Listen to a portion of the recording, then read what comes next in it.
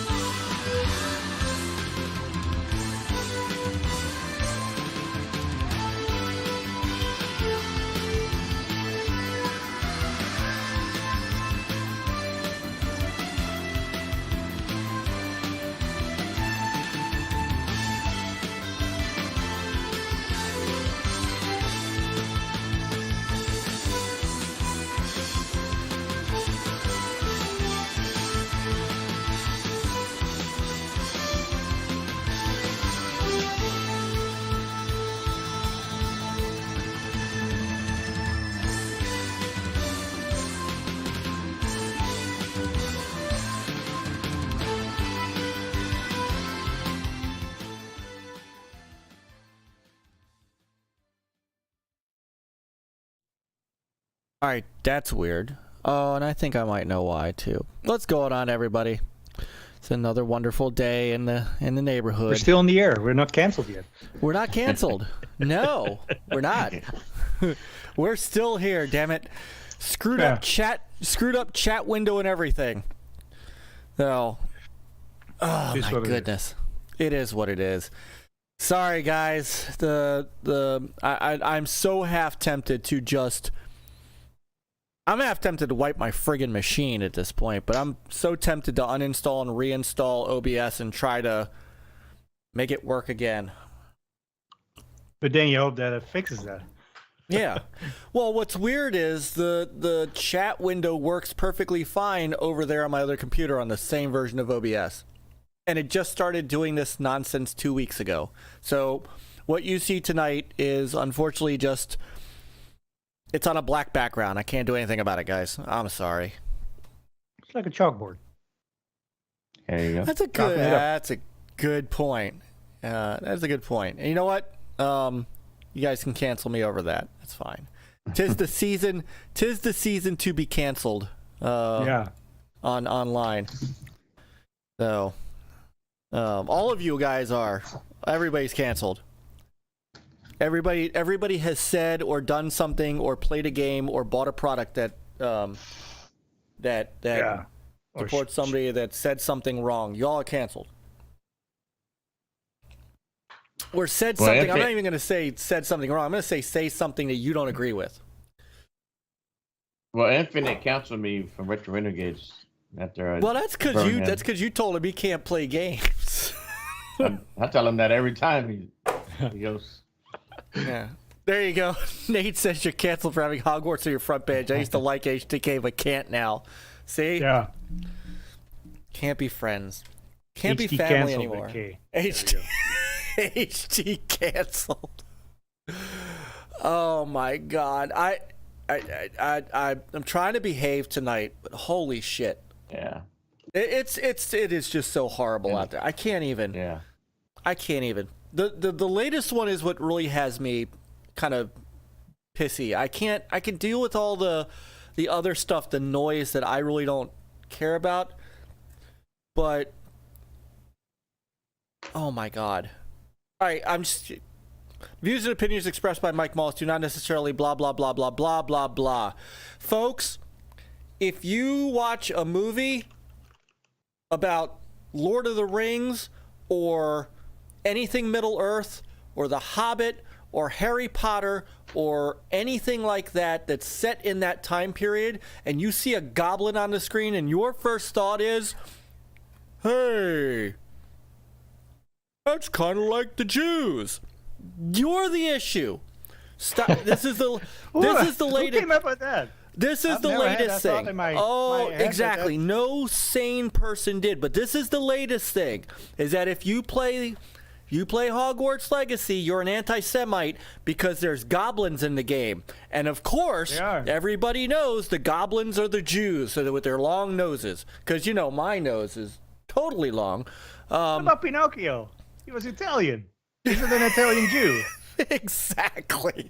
And I'm okay. And I'm just gonna say, if you are the one that looks at a goblin and says, "Hey, that kind of looks like," maybe you're the anti-Semite, not the people playing the game or watching the movie. Just saying. And by the way, I'm pretty sure I have a little bit of experience and knowledge base to talk about anti-Semitism.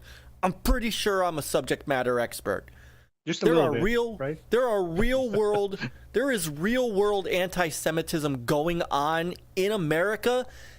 In 2018, somebody walked into a synagogue in Pittsburgh and shot people up. That is the real thing. Yeah. Playing Harry Potter and seeing a goblin on the screen, and your immediate thought is, I need to protect people from this because that's depicting the Jews. Nobody but you thinks of that.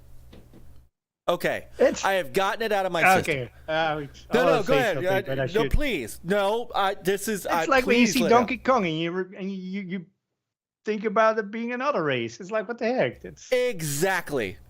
By the way, just, you know... Donkey Kong. My Donkey Kong mug in honor of my Donkey Kong video that nobody has watched. The video was... I watched it. That was I really know you good. did. No, and I know a bunch of people in the chat. If you haven't watched it. this, watch the Donkey Kong video. Go watch it after the show, obviously. After the show. No, really, it's really good. Also Thank because you. the best version was the Commodore 64 one, kind of. So it kind of was. I can't lie. Kind of maybe gave kind of a happy ending, but I should have put that at the end. Yeah. Mag. All right, so hold on. Let me say hi to everybody because holy shit, I'm sorry. It was not a tangent that I was expecting to go off on, but somebody today said something about it, and people are like, who's bringing up Jewish people? And I'm like, and I started to read into it, and I'm like, oh my God, there are people that are actually, and that's their first thought. I've been Jewish all my life, I'm pretty sure. I've watched a ton of this stuff. I never watched Lord of the Rings and said, hey, are they making fun of me? I've never done that because I'm a sane fucking human being. Okay. All right. Hey, Infinite. What's up, brother? Infinite was first in chat. Doggy dog. So we got the retro Renegades rolling up in here. Back from the Dead is in the house. Brother Timmy's in the house. General Spartan, the MAGG brother pretended to be Jewish for like 3 months and banged this chick once.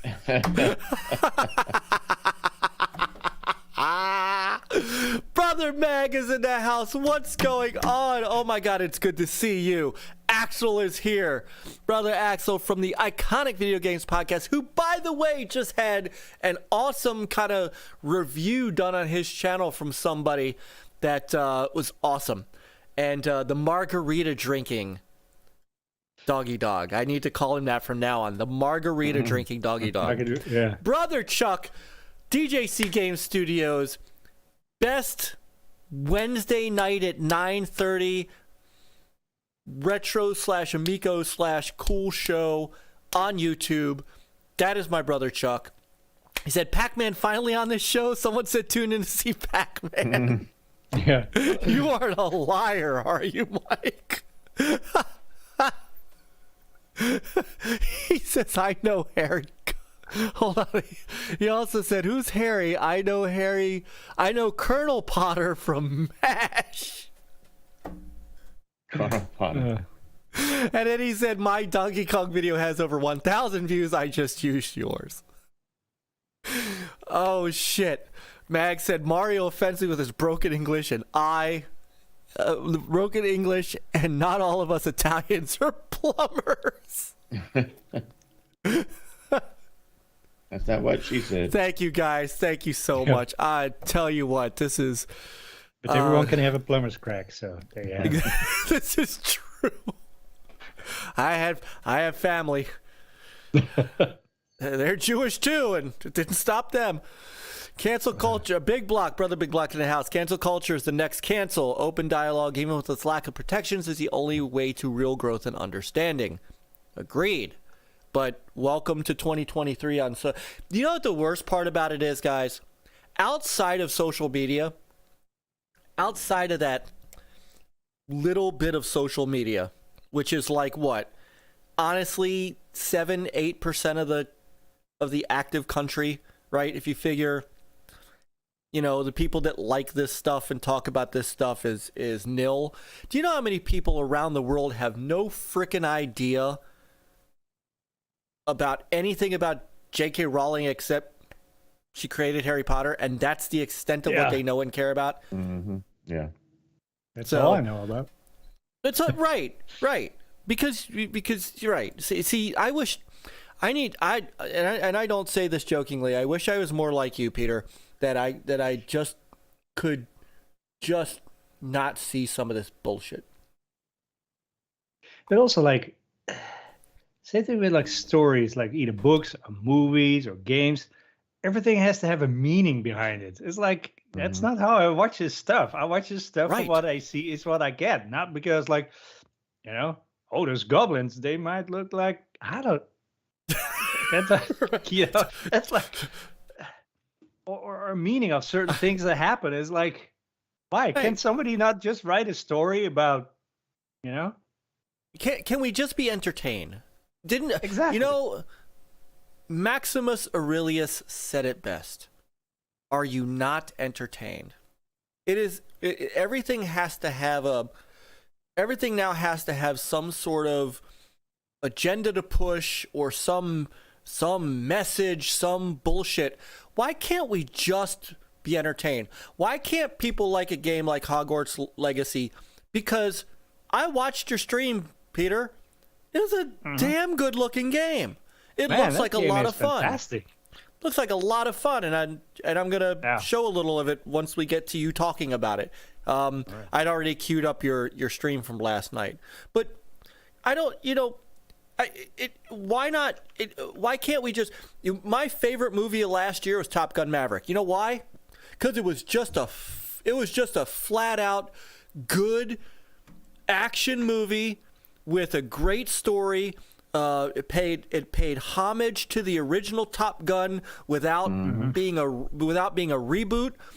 To me, it was almost the perfect sequel to a movie, and it had a great cast of. Here's a buzzword for you: diverse people. Had a fantastic cast, but you know what? At the end of the day, it was a great movie. Didn't shove anything down your throat. Didn't, you know, Chuck, I love you, Chuck. Chuck, are you going to play this offensive game or what? Let me tell you about the goblins. Oh my God, I need this tonight. Saboteur is in the house. Brother Saboteur. Mr. Matthews. Social media sucks. Yes. Bacon Ice Cream Productions. Brother Rich is here. I apologize for all you coming in on my rant. It's not. Sorry, and I know what's going to happen. We're gonna get canceled. Right. Yeah, that's all right. We're already canceled, so we're living in our own little cancel circle. Exactly. If you think I was in all those Amico videos, no, just wait, because now I'm now going to be photoshopping me and Chris and something. That's okay. Yeah, not okay, but whatever. I know.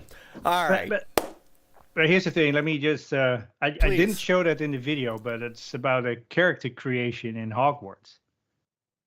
And you don't pick what gender you want to pick or what race you want to pick. You pick out of a whole bunch of diverse mixtures of. You know, that's your baseline, and you can change it anything. You change if you want to be a wizard or a witch. You can change your voice however you want it. Any features you can change, whatever. Anything really. Can you be a Muggle? Well, that defeats the purpose Like of being a Hermione? wizard. I mean, Well, she was half Muggle. she was. She still had power. And turns out was the strongest of the three. So, See, I know my Harry I mean, Potter. they should celebrate that, you know, Yeah. make any character you would like and how you want to express yourself. So, that's the last I'm going to say about that particular part. Mhm. Yeah. Be right. But you're absolutely right. You can be who you want. They give you that Yeah. they give you that power. So anyway. And also Anyway. within the game, you find a whole bunch of different characters from all, you know, Yeah. Which, by the way, races you'll and find sexes and whatever, you know. which, by the way, you'll find in the movies too. Yeah. Mhm. And you know That's what? why I think it's No one cares. strange to hear that there's rumor of rebooting the Harry Potter series. Like, why? Why? Yeah. And I, What they should do is just like this game. Have it take place if you don't want to have a Harry Potter in it, you know. Have it take place beforehand. well, Well, they did that. Create They a whole did new that. set. I mean, They did you know? that. like the- Fantastic the- Beasts, yeah. It was, yeah, what, Fantastic they Beasts did? was 50, 60 years yeah. before or something. Yeah. Maybe I haven't seen that one then. It's The first one's good. The second I think one, it's a trilogy, isn't it? yeah, the first two are good. The third one, Oh, I it was okay. I mean, it had has Colin Farrell in it. It's about Dumbledore actually more than anything. well, it It's- turned into that on the third one more. So yeah, kind of the rise of Hogwarts. but and the rise I didn't of really Dumbledore. care for that though. I cared more for what's his name, the character that we introduced in the first one. You know, with where he can all the creatures, and I'm more interested in him and their story, his friends, than I was with Dumbledore and his whole deal with what's his name. There on the third one, it's like, okay, whatever.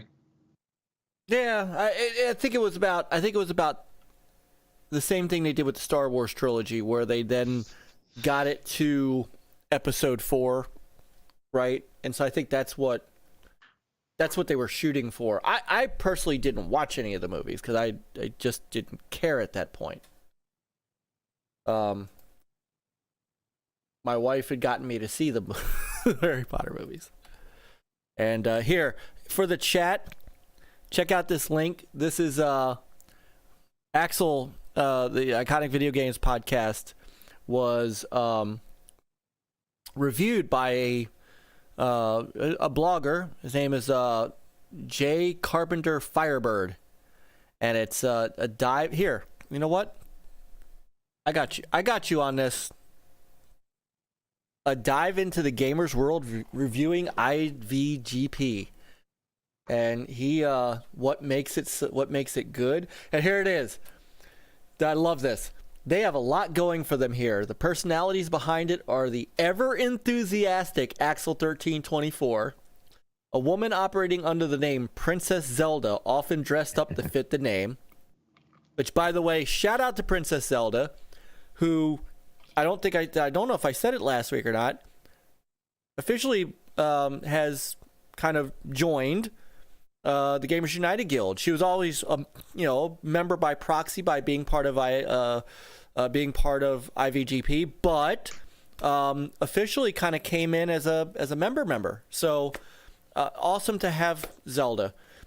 And so who dressed up to the name, and the margarita-loving Doggy Dog 420, who is often seen sitting in an arcade during streams. Each individual brings a different set of quirks to the mix, and they each have varying interests in the world of gaming. They're happy to share their experiences and dig into what viewers and listeners have to share in turn. Every episode is different, but they're all centered around a series of sometimes silly questions regarding video games, which means this dude actually went and watched. So, Axel's response is those super Oh, chats. you did You're the not best, have to Myke. do that. Did not have to do that, Axel. That's not why I did this. You know I'm a huge fan of you guys. You know I'm a huge fan of you. You are, just a side note to how Axel actually also came into the guild because he is a member of the guild. His channel is down below in the description. So if you have not checked out the Iconic Video Games podcast yet, I'm telling you it is. And do yourself a favor. Go on the channel. After you subscribe, search for Valentine's Day. Trust me. Anyway, But also, like, watch him live if you can, because and you can participate in the questions and stuff. Yeah, you can interact little with polls them. and stuff. It's It's great. it's the one downside to being, the Jew, is that Friday nights I'm usually at synagogue while they're on, so I typically have to watch it later.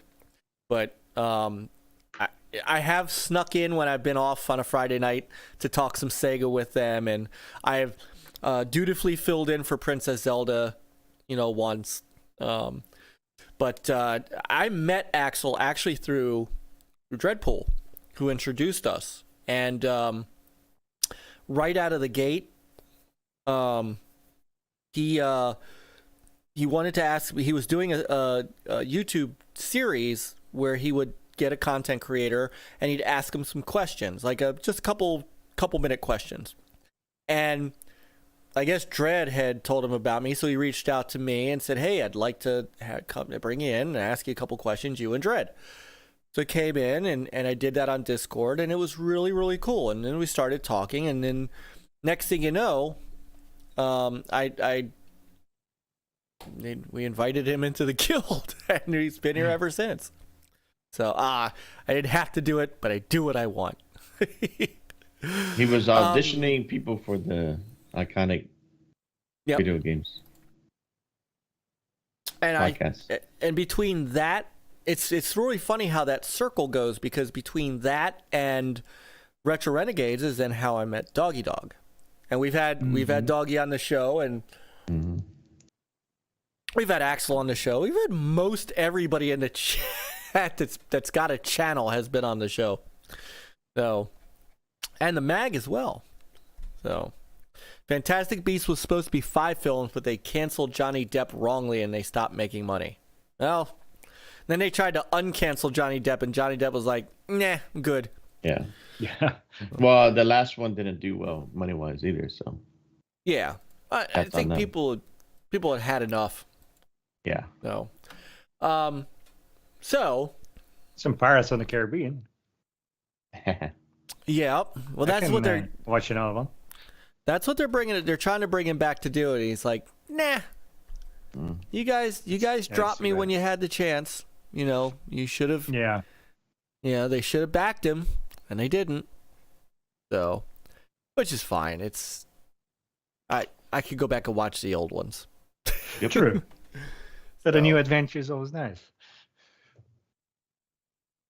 Yeah, but yeah, I don't see how that could be the same without Johnny Depp.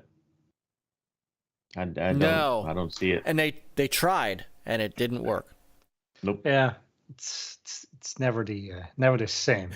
Jago.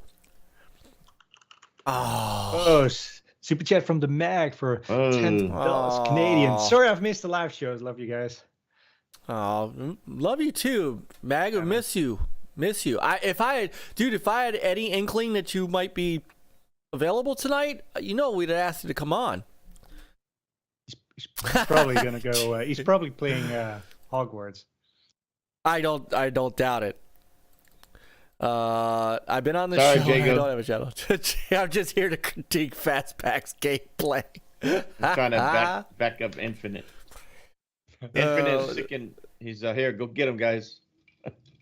Oh, that's funny. So hey you guys, how's it been? How you guys been? What have you guys been up to? I know what you've been up to, Chris or Peter. What have you been up to, Chris? We haven't. I haven't had a day off. I've been, working Saturday and Sunday. It's just been crazy at work the last couple of weeks. So, with the cold weather and all that, but The weekend before I was playing quite a bit of I would jump in a little bit, get on with Peter and playing the Elder Scrolls. Oh yeah, yeah. So Make sure you log on every day, even if it's like for 2 minutes. Oh, yeah, just to get just to your get the, daily and your. Get your dailies. And I upgrade my horse saddlebag so I can carry one more extra item. right. One extra item on the horse. Right? Yeah, that's funny. Oh man! So I'm really enjoying that game. But and then the other day I booted up Deliverance Mars. So I got that going, but I just didn't continue. It's just been a tiring week, so really. I started that game too. So I'm hoping I can get on that this weekend, finish it, and then next week go get Harry Potter. Yeah, I'm sold on. I'm sold on it now. Watching Peter stream. Oh yeah, that was beautiful. That's why I asked him, "Are you playing on PC?" Because I don't know why I thought, oh, he got in early. Maybe he started on Steam or something. He took it just a flight. Looked great, and then he said, "No, I'm on the X." I'm like, "Damn." He took a flight to New Zealand. Yes. Yeah. The Kiwi says came back with the game. Yeah. Oh man. Well, I know Peter obviously was playing Hogwarts and amongst other stuff. What else you big guys? What else have we been up to? I feel like I played stuff, but you've been playing. You playing to Hi-Fi, yeah. Hi-Fi. I have been playing Hi-Fi Rush. Hi-Fi Rush, yeah. Mm-hmm. I still need to finish that too. I started. It's like, I do want to play that. I'm playing it on hard, which is why I haven't finished it yet. But I think what I'm going to do is whenever a game grabs me like Hi-Fi Rush has, I don't want to play anything else. I want to get through it. Now, in amongst that, I'm trying to get my second comparing the classics kind of underway, and that's going to be Chuck, Pac-Man. And that's it's for Chuck. Chuck always teases me about Pac-Man, but the second game in that series I really wanted to do kind of, for him. So, I'm working on that. I've got almost all of the footage what Pac-Mans that I need. are you going to talk about? Just the standalone and Miss Pac-Man, or are you going to Just go the on the whole standard. Pac-Man plus all the other? I think I'm going to stick with just Pac-Man, just like I did with Donkey Kong, because you can go down a rabbit hole of true. Like Donkey Kong Jr., Donkey Kong 3, as it is, there was the Donkey Kong for the Super Game Boy Color, thing that there's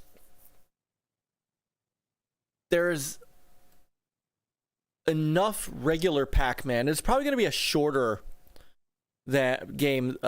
version than Donkey Kong, because there's really not as much difference in them other than what the main screen looks like.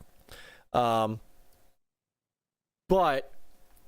I'm going to, games like Miss Pac-Man and Donkey Kong Jr. and all, which also had a ton of conversions to consoles and PCs, are going to get their own video. Like, I really want to make this into a running series of individual type games.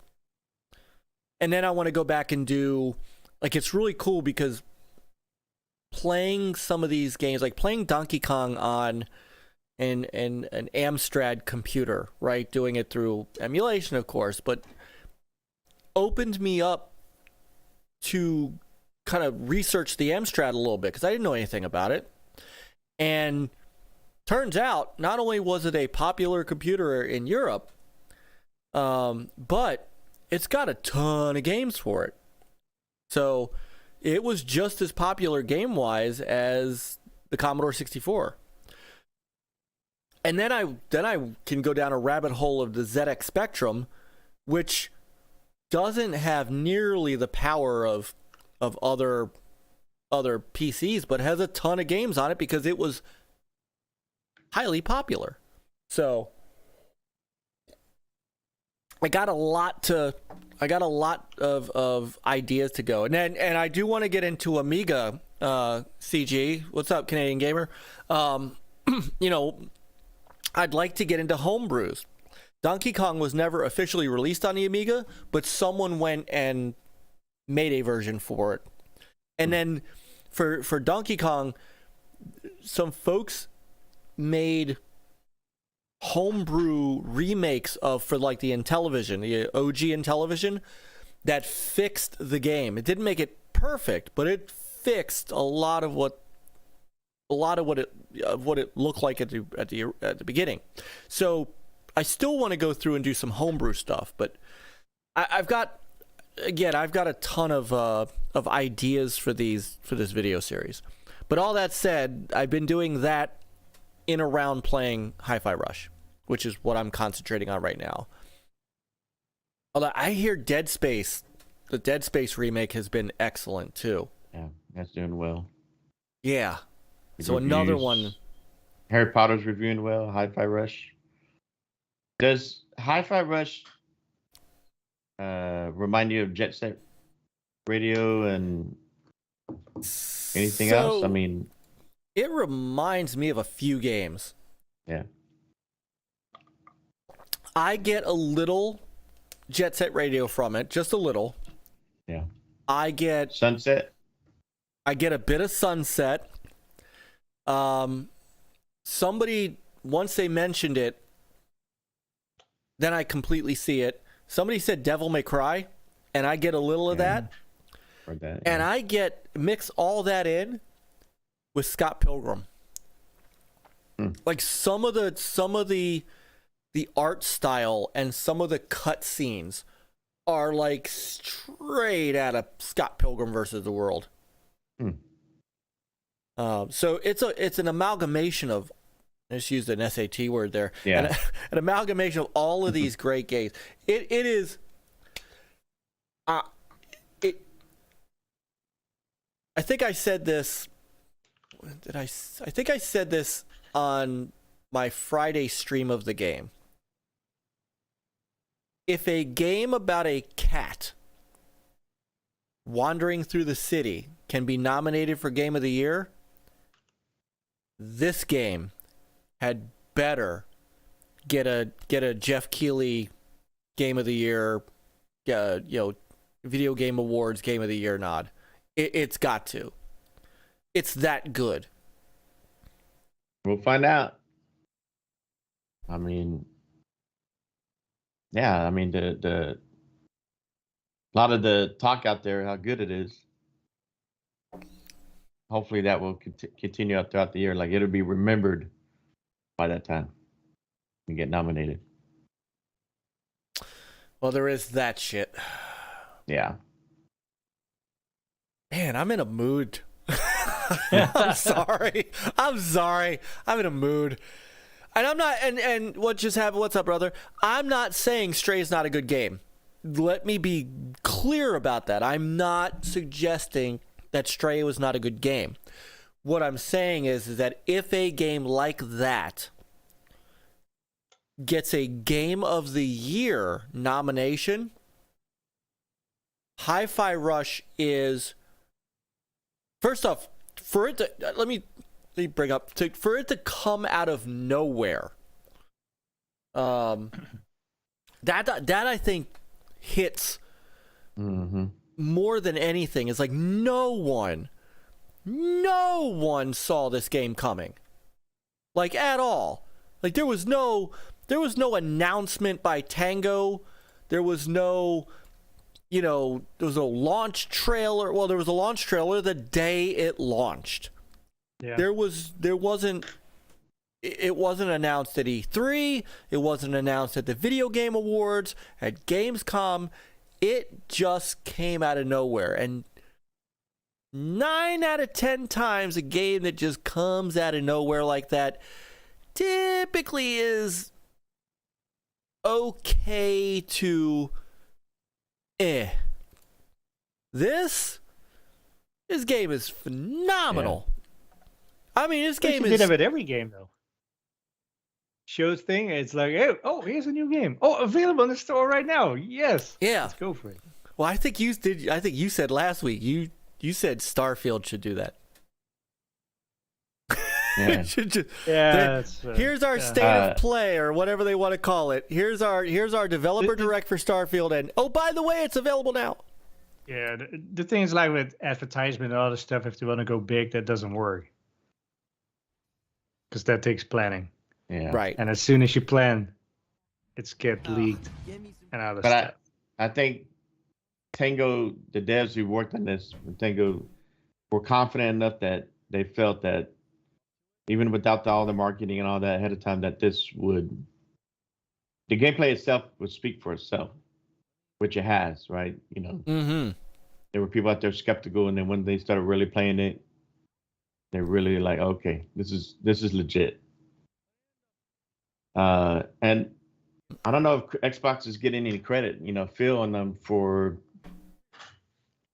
fostering the environment with these studios to where when if they come to Phil and say, hey, we got this special project we want to work on the side, even though our studio is working on other games, bigger games, and they allow it, you know, with Pentiment, this, Grounded, what was that other game from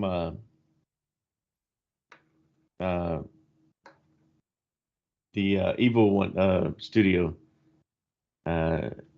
It was that multiplayer one that was cool, but it just didn't hit. Shot. One that won, Bleeding Edge. Yeah, Bleeding Edge. But I mean, but to give them credit that they were allowed to do it, whether or not it hit, that's fine, right? It was a passion project, and Xbox allowed it to come out, and you know, let it speak for itself. Let the players decide. And you know, Hi-Fi Rush, Pentiment, Grounded really have been great quality games that players are, you know, highly talk about. And so that's what we want. You know, we want the big AAA games, but we want games like this to have a chance to come out. And Phil had said that a while back in the past, that's what Game Pass is going to help bring. You know, so so far they're sticking with it, and then that's happening. So I have been like you guys know when a game hits for me, I don't play anything else, and that's where I'm at with Hi-Fi Rush. I want to get through this game. I want to get it done so I can move on to the next game. But this is my concentration, and I'll probably, well, I won't stream it this weekend. This weekend I've got a camping trip, but you know, I might do some more on Thursday because I want to play it. But while I'm playing it, I want people to, you know, kind of be along with me. Which I need to do more of anyway, because honestly, where I sit is where I game. You know, where I game is where I stream. Much like everybody, that's a dumb comment, I know, but I do it in the same relaxing area that my streaming PC is at. So it really doesn't take all that long to swing my microphone over and click start stream, and just so I need to. I need to do more of that while I'm playing stuff. But this is a game that, you know, I want to keep streaming for folks to, you know, because the other thing too is I've had a lot of fun talking to people online about it. You know, we chat, you know, and so on. Let me know too, by the way, speaking of the chat, let me know if that chat on the left-hand side is so I'm going to play around a little more with the format. The black background may just be what it is for now, but I might work on some spacing and stuff. and work on the fonts. So, Peter, you've played this. Chris, have you started this yet? No, not yet. Things of that nature. Let me You see. know another if game there's- that I started playing, or that I purchased, Daytona USA from the 360, as well as Jet Set Radio, because apparently those two games, as well as a good handful of other ones, are being removed from the 360 store. Yes. And they're not, and they're playable on the Xbox, One and Series X and stuff, but they're not in the Yes. store. And And the cool there's- thing about Daytona USA is the multiplayer still works and works well. Used to like playing that at the arcade. Yeah. And it runs so smooth. Man, fantastic. Yeah, so does this, and that's another thing about this game is this game runs flawlessly. I mean, it is 60 FPS. It's and even so, I'm playing it in streamer mode so that I don't get hit with a copyright tag on this because there's licensed tracks in there. But even I don't even care. The original music that they built for this game is also phenomenal. Just all around, this is a dynamite game, and I can't. It is amazing that this is a game that got held, that was basically held against their chest. This was not a game anybody even knew existed. And by the way, to your point, Chris, about Phil letting them letting studios like this do their thing, this is a post Bethesda acquisition title. And that's that this is part of Tango being part of Bethesda being part of Xbox Game Studios. Yeah, exactly, Jago. We don't see a gem like this much anymore. Everybody wants, and that's one of the reasons that I named the topic what I named it. On the other end of the spectrum, you've got games as a service games that are mostly free to play. The free to play ones are starting to realize they can't sustain themselves, and they're shutting down.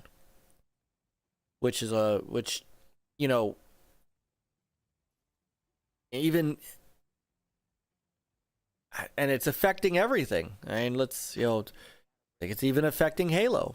I think there needs to be a kind of a meeting of the minds, I guess. I was trying to figure out a witty way to say "come to Jesus" meeting without saying Jesus, with something gaming. Come to chai. with, about games as a service and the advent of this free to play thing. Free to play has been around forever. I'm not saying there isn't a place for it, but I think what's happened is everybody tried to get on the train, and some people made it the central focus of their game, and are suffering because of it.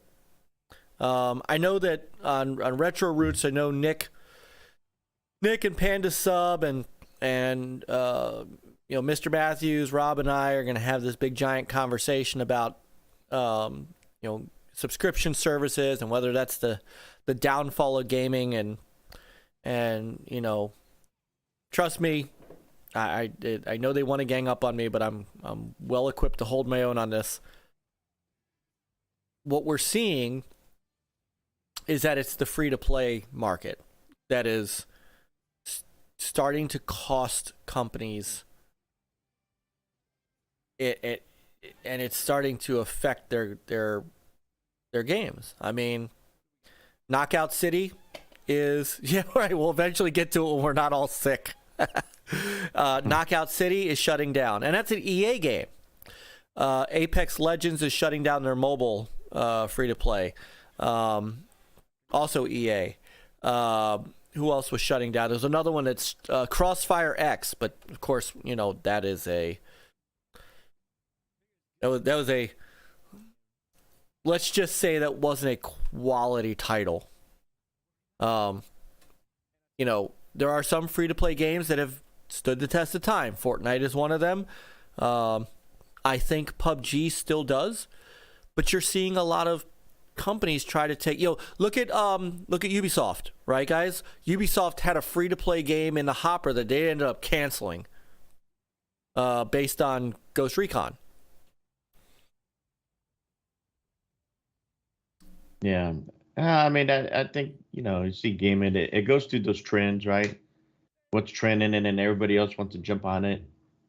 And it, what works for something else doesn't necessarily mean it's going to work for every game. They're chasing that fool's goals, Yeah, I mean, it like that Crossfire. It's like, really, did they really think that was going to hit and compete or be like when you have Call of Duty and Battlefield and all these? No, these companies got to be smarter about it. I mean, the one from EA, the one that you just talked about, that Knockout City. Canceled the mobile. No, not knock. Well, yeah. Oh, Apex. But even Apex Legends. But Knockout was trying to kind of similar to the one from I keep forgetting, the one that One likes, but it just didn't hit. I mean, I guess it's okay if these companies want to spend the money and take a chance, and maybe it will hit. If it doesn't, it doesn't, and hopefully they go to the drawing board and go to the next game that's on the shelf. Whoever, someone else has something proposed. But yeah, I mean, I just think it's just something a trend that was been like that for the last 5-10 years. Yeah. And it works for some, doesn't work for others. I mean, it's just. But it's I do agree. Like these companies that these management people oh well, look how much money these other people are making. Man, we could do that. It all look like a Fortnite and whatever, Yeah, and it's like, y'all got to be realistic about it. And they probably don't listen to their devs, and who knows. But you have to have content too, to feed it constantly. Yeah. And if you can't do that, then it gets stale. Yeah, and maybe people will move on to something else. Yeah, like maybe you just don't have the right people who can, bring the right content, be creative enough to bring stuff that would keep people interested and engaged on a regular basis. But I mean, eventually people get tired too. I mean, yeah. How many times do you have to buy a new outfit and other stuff and keep it fun? Eventually, like even Fortnite will go. It'll most likely something else. Mm-hmm. Now I want to over in the space, but well, and I want to be clear about Apex Legends. It's the mobile that's shutting down. Yeah, they're actually adding Team Deathmatch to their next season, coming out, which is a whole other thing. Is that they have everything is seasons, right? I think Apex Legends on its own is doing fine. I think it's pieces of it. But I think too that outside of those big three, being Apex, Fortnite, and I put PUBG in there. Nothing else can really survive in that free to play space. And as far as those, right? Because you do have like your Dota, what's that one that Titan likes? Those that are Smite. that do well, right? Smite. Yeah, Smite. Yeah. Like they have their following, their cult, people that love it, and if they want to put money into it, they will. Those, some of those do well too. But then those two, you probably look at, you probably see all these other companies that try to do the same thing and they just don't hit, right? Like those. So. And that's why I'm afraid Yeah. about Ubisoft. They wanted to chase that fool's gold, They tried, Yep. and it seemed like they quickly put a stop to that. Well, look at other ones too. Diablo's mobile.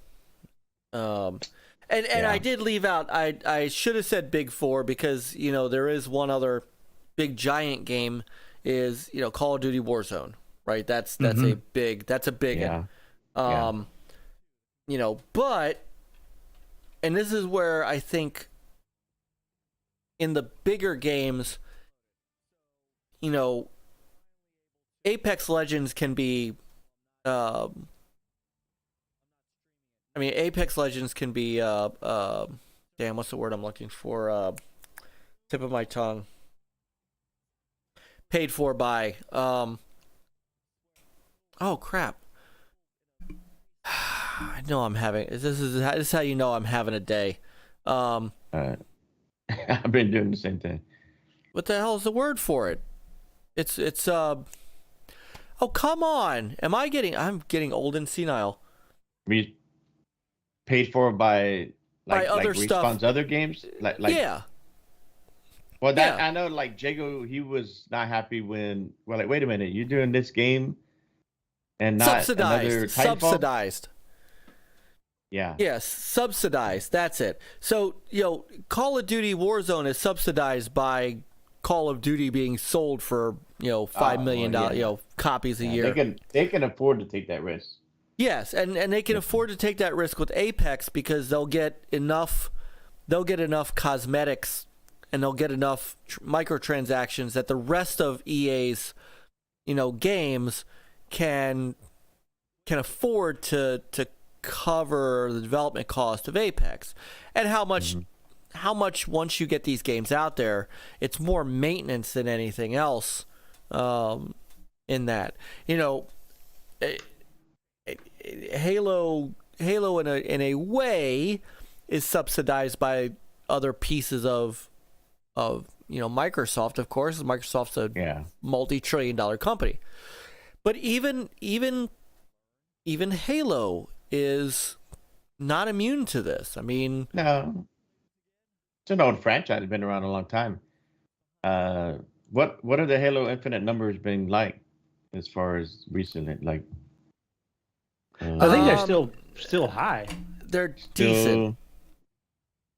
Yeah, but enough to be relevant, right? I mean, at times it'll peak higher. Sometimes, I guess it all depends, right? Well, it all depends, and remember they were plagued too with. I mean, look, Microsoft sent out an Xbox survey to ask players if they were done with Halo Infinite. I mean, that's the numbers have not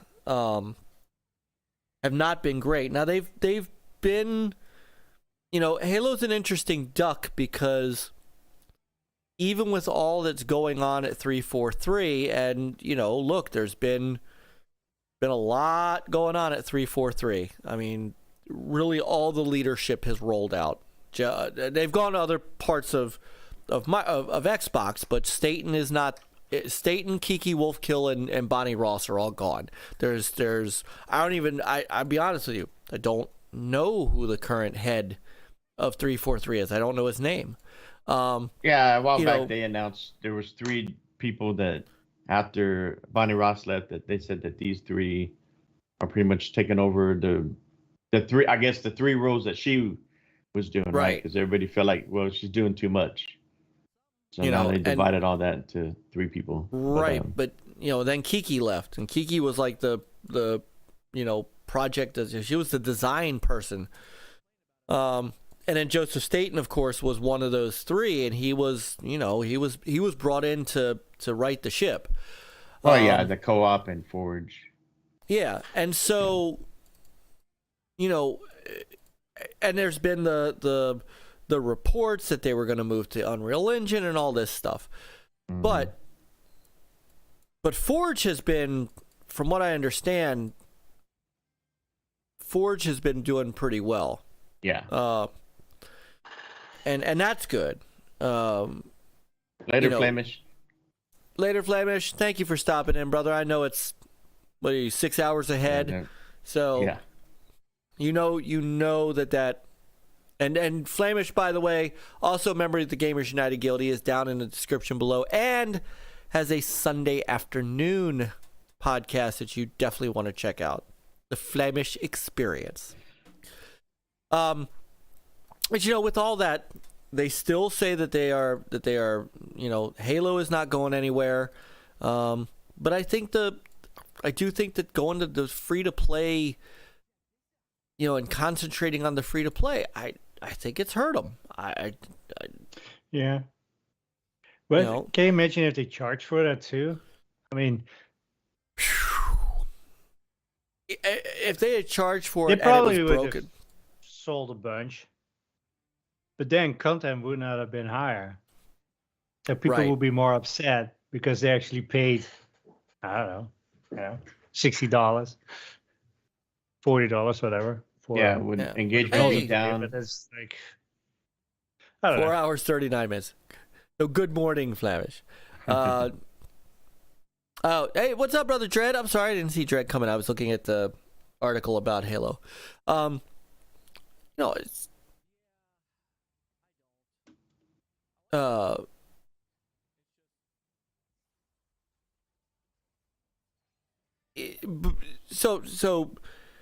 I think where that bleeds back into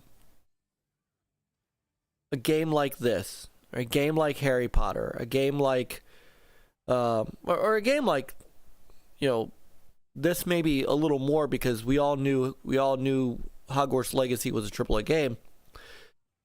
These are the experiences I think gamers are clamoring for. I mean, this has been very well received, and people are playing the crap out of it. I see a lot of people on my friends list play this game. I think these experiences are what people would rather play. If you're gonna do a multiplayer game, I think people want the developer or the publisher to put money into it. They're okay paying for it because they know that the developer's putting time and money into it. Game Pass helps that out, right? Because the developer gets paid. But I think this is what people are clamoring for, and I hope that not just Phil, but I hope that Jim Ryan and his desire to go games as a service, I hope he remembers where his bread and butter is. They had, even though Stray is not exclusive to PS5, but they supported it, and it was nominated for a Game of the Year along with their big one, God of War, right? Do you think the opposite, if Stray would have been an Xbox console exclusive, plant exclusive, if it would have gotten the same love? I don't think it. You hate to say that, right? I know. But it's like year after year, and you look at the Game Awards, it does seem like Xbox just doesn't get that same love or respect, even though the games that are on there deserve it. Xbox is always held to a different standard. It seems like with this game too. It's more like it's an exception than a rule. Well, what were people asking is, why isn't this on PlayStation? I mean, there were people out there literally saying, "Oh, this isn't an Xbox type game." Well, who are you to say what an Xbox game is? I know. Yeah, it's like, why can't people focus on the game, like how good it is, and not worry about, well, why is it on this platform and not on that platform? It gets old. It's stupid. It does. And then that same regurgitation from some of these YouTubers and media that 22 was so dry and for first party, when they interview Phil, and it's like, it's just the way, it's like, really? I mean, can't we just Who cares about celebrate the games that came out and focus on those games and say hey, hopefully we look forward to see what y'all are your first party's coming this year, and not really why dread on last year and stuff like that. It's like really, I don't understand that. But also, like, the only person or the group that can say about, hey, Xbox is kind of dry, should be Microsoft investors. Not the gamers. True. I mean, it's too many games. I mean, exclusives are like so, no matter what platform, it's just so limited. Yeah, I mean, like Halo and God of War and stuff like that, they give the identity. I mean, they are. Yeah. But I think, but more so nowadays, there's too many other games out there that, maybe like you're saying, Myke, with the survey that with Halo, it's just that it's been out for a long time, and people do ask, like, we'd like to see more of the Halo universe instead of just, the typical Master Chief games, every so many years, right? Oh, they done Halo Wars and stuff like that. Yeah. But something else. Is there a different question?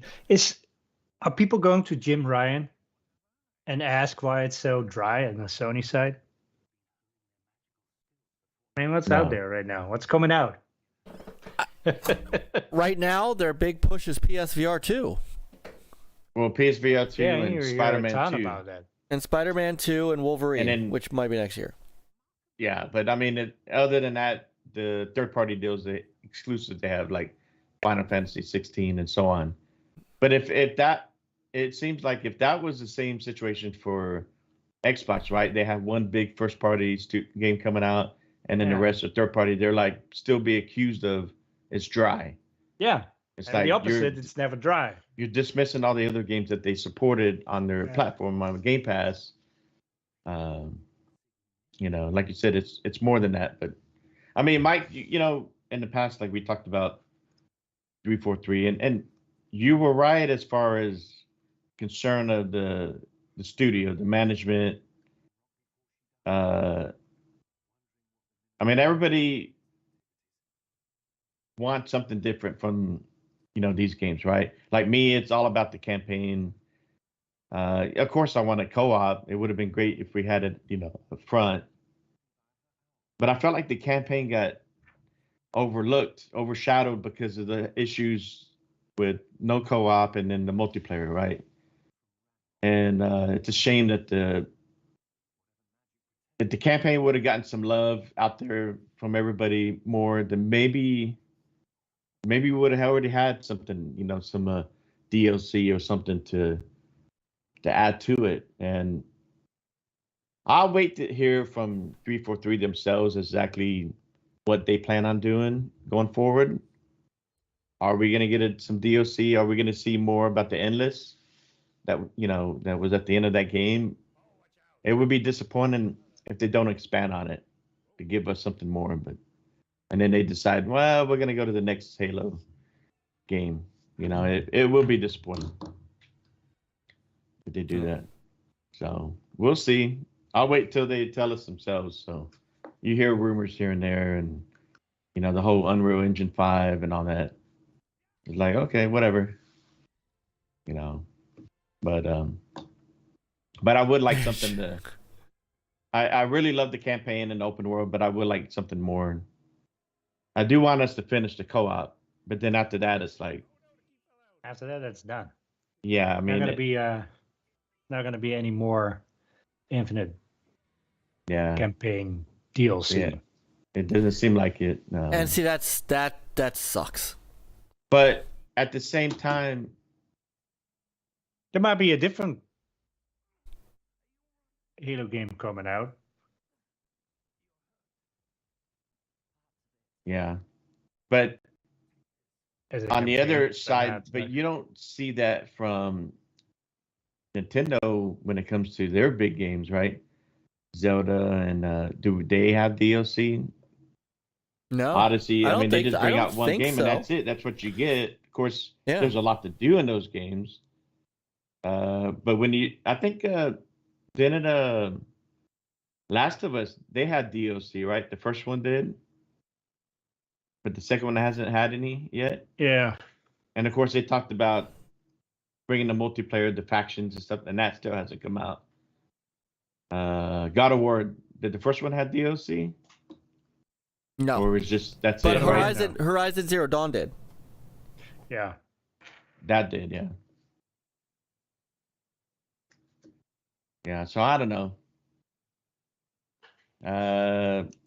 But then like for Gears 5, we got High Busters, and that was great.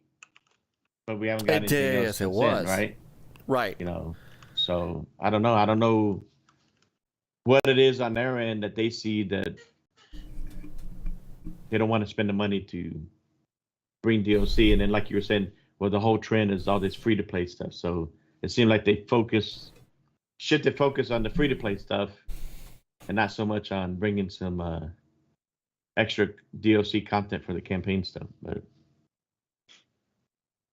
I don't know. We'll see. You know, these single player games are really like Hogwarts and this High Rush and are doing very well, and that's trending. That seems like that's what people want. So Yeah, hopefully. Starfield should bring that. It should. Redfall, you can play it single player, and of course co-op. But I'm glad on that one. It's 4-player co-op, right? I believe it is. Yeah. So I am happy. Think that it is. Starting to see 4-player co-op, because remember there for a while it was like it's just 3-player. It's like why? Because that's Halo 4 was 4-player. I mean Infinite, but the Halo 5 was not. It was 3-player, I believe, right? Oh no, it was 4. Halo Because us 3 and back. Right. Yeah. Yeah, that's right. Yeah. Hive Busters was 3. Yeah, that was 3, and so was the campaign 2. So hopefully they add 4 in the year 6.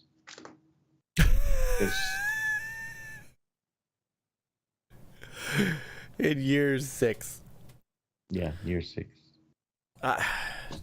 Well, it's going to depend on how many people answer their questionnaire if they're done with Halo Infinite or not. Sadly, I haven't touched it. You know? Thing is, if they would have respected console players more and not have forced crossplay, Well, there's that some of too. us might still be playing it. Yeah, they don't seem to be addressing that though. No, they just don't No, care. because- So it's like, and why am I wasting my time? You know? Well, because they need that audience. See, I have a theory on this that I think people are missing, and I'm not saying it's correct. I don't agree with my theory. I just think it's a theory that PC gamers for the longest time, I'll call it the last, I don't know, 20 years since Xbox became, really big, is that PC gamers have long accused Microsoft of forgetting about them. So, in order to get them back into the fold, they need to bring out the same games, and what better way to have now a giant, a giant thing, player base than to combine them. They're not the only ones that do that. There have been PlayStation, PC games that have been crossplay, and this generation is also not the first time Microsoft's done this. I don't know if either of you remember the whole games for Windows thing that they did with Shadowrun. Shadowrun was crossplay, and it sucked. It sucked then. So hey, Infinite is back. Infinite. You know, it sucked then, and crossplay seems to suck now, and it would be fine. I think it would still even be fine if they admitted that what they really need to do is make it controller only. But I don't think they're ever going to do that. Yeah, and also like the cheating and stuff. And but maybe the they cheating. can use that AI crap There to you go. Yeah. Oh. you know, detect, deter, put them all cheaters together. Yeah. Brother Infinite, don't worry, man. Brother Evident. This is a member for 24 months. 2 Glad years. I still got you guys on Tuesdays suck. I Infinite. know. Tuesdays may suck, but not your gameplay, sir. And Infinite, I feel your pain. You know, look, I jumped in because I had a couple minutes. I jumped into Retro Renegades tonight, and immediately Lemon was on boobies and something else. And I'm like, all right, well, now I got to turn this back down because I'm literally standing next to scouts. So I Well, they totally started understand. throwing out Harry Potter porno names and Yes. So I totally understand. Totally understand. I'm a different person over here, Jago. I can't the way I act over there on Retro Renegades chats and stuff like that, I can't do that here. I got standards over here. There's no standards on Retro Renegades. I don't know why he does it on purpose. First off, I'll be honest. I love whoever is coming up with the tweets, but I can't retweet them on the NLG. I can't retweet Hit It and Quidditch on our official Twitter. And if you'd rub your wand and have an Spectral Patrol, I can't do it. Anyway. All I can say is that in Retro Renegades, they brought the magic. Oh. They did. They did. Speaking of which,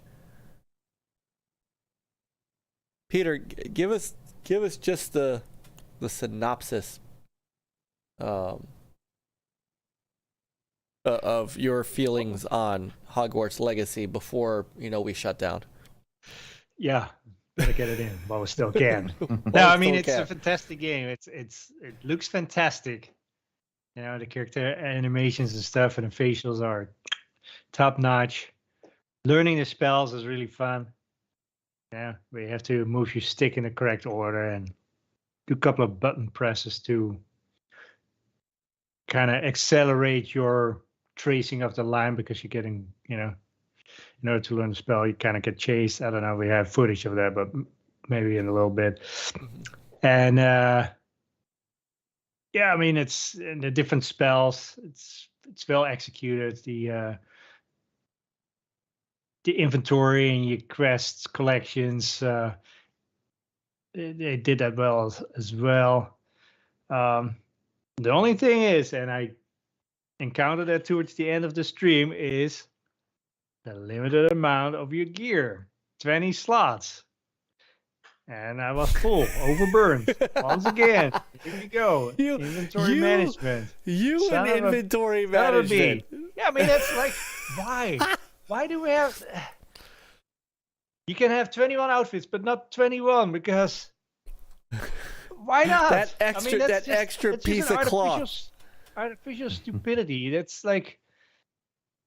I don't know. Well, I think, a lot of these games that do that, the point is you're going to get some gear in the beginning at a certain level and it works well, and then you're going to get rid of it. And then you're going to get what if I don't want to get rid of it? Let me hold on to it. Well, I so can see you can sell it to make some coins, so you can buy Yeah. some other potions or some spells or who knows what. Sure, fine, but don't force me to sell it. That's like no. But apparently there's a quest that will grant you some more inventory space, but I'm not there yet. And I find all bunch of chests with stuff in it. It's like, oh, sorry, you're full. Like it's like, a full point deduction right there. Ooh. And it's so sad because this game is so good. The only thing is you also have the map, and it's like 3D, which is kind of cool. And you have spots once you visited them, so you can fast travel to those sad spots, which is cool. But I wish there was maybe almost like a 2D kind of like. I wish it had like a 2D map where you could put like map markers on there, because I found some mirrors and you have to do something with it, and you find some other parts, and then I can't remember where the mirror was, and it's like, oh, I wish I could have marked that. But So can you go anywhere you want at any time?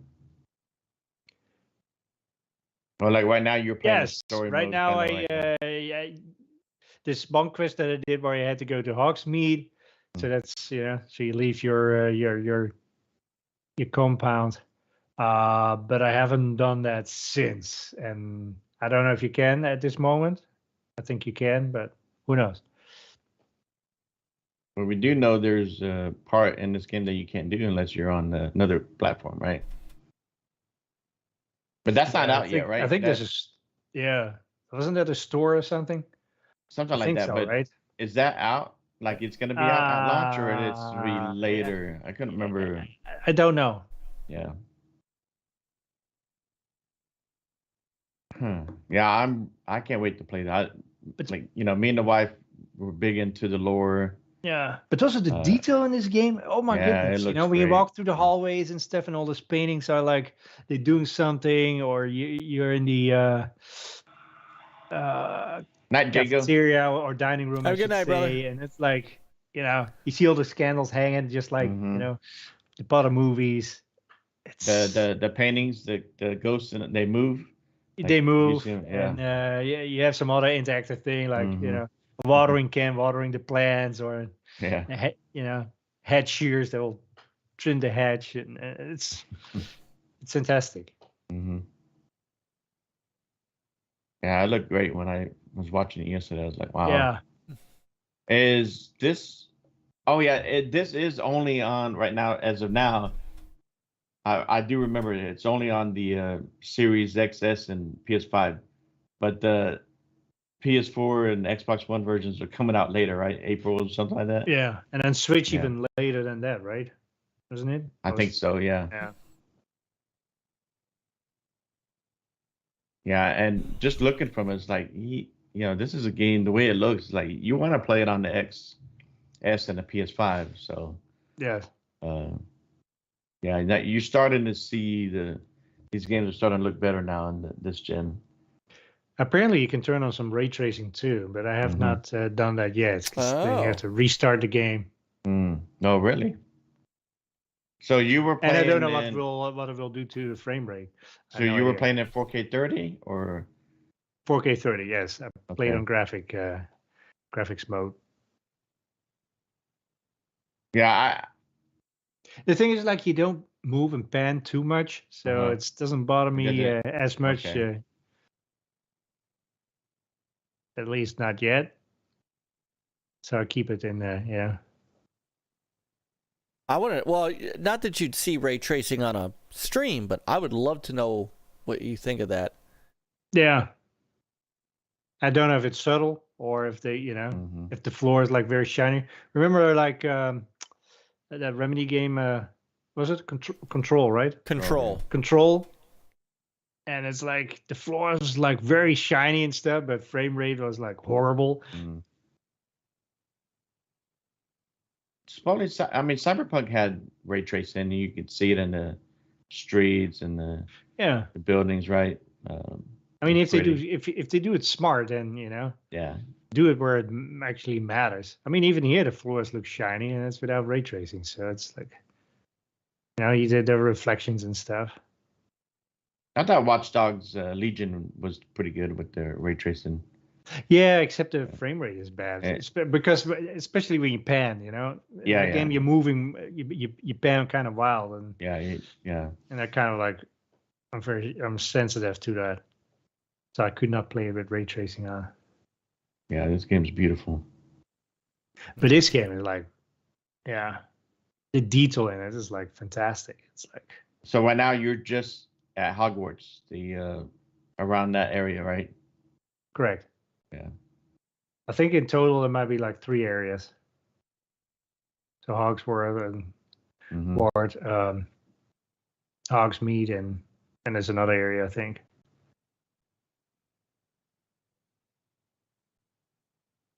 Yeah, I know. This, despite the small percentage of outrage out there about this because of what's her name, J.K. Rowling, this game's gonna sell huge. Yes. Oh, it already has. They can make all the noise they want, but there's just way too many following people that love Harry Potter, that grew up with these when they're going to see these when these were coming out in the holidays, right? And I remember back in the day, we would I would have to stand in line, get in line, and wait so we can get good seats. Mm-hmm. I don't back during that time, but I don't remember any series that was that huge. People were willing to stand and sit in line for a couple hours. It was a huge series. It was a big following. So, yeah, I'm so happy that this is out and where you can just explore and the world of Hogwarts. And right now the combat is good too. Yeah, it looks good. Yeah. Yeah, I'm going to be doing the same Infinite. Hey, what's that back from the dead? He just popped in. Hey, brother, back. Just buy the game because it's a good game. Yeah. Well, so I don't. No, $79. Yeah, I think so. I think it's just $10 more. Yeah. Yeah. Let's also. I mean, I don't want to lose. I don't want to lose what Peter just said. I mean, yes, I am freely admitting, like Infinite, that there's a part of me that wants to buy this out of spite. However, I watched Peter play it yesterday, and it's just a good game, and that should be the overriding reason to watch it. I mean, I played it for how long? I had a 3.5 hour stream. Something like that. It was a long. And it's like it didn't feel that long. That's how good the game is. It's like at one point I looked at the clock. It's like, oh man, I need to knit an end to it because I have to get up in the morning. Otherwise, I would have been playing for many more hours. Yeah. What did you think about the? So, what house did you get into? What? Slytherin. Oh, the thing is, like, I before the game came out, I went to the Sorting Hat Potter fan, whatever it is, set up, so you could kind of prepare your character already a little bit. Yeah. So I didn't have to get through all the questions and other stuff. So, and also later on when you get your own wand, that's since I already made determination, I got the wand too and stuff. So, yeah. No. That terrible book. There's a bunch of books in the series back. No. Actually, I've never read the books till today. Actually, I'm at first chapter. Yeah, my wife's read the books. And there was 6 of them. Yeah, she said right. 7. Actually, 7, I think. Oh yeah, 7. Yeah. Yeah. I did read the first 3, but I didn't.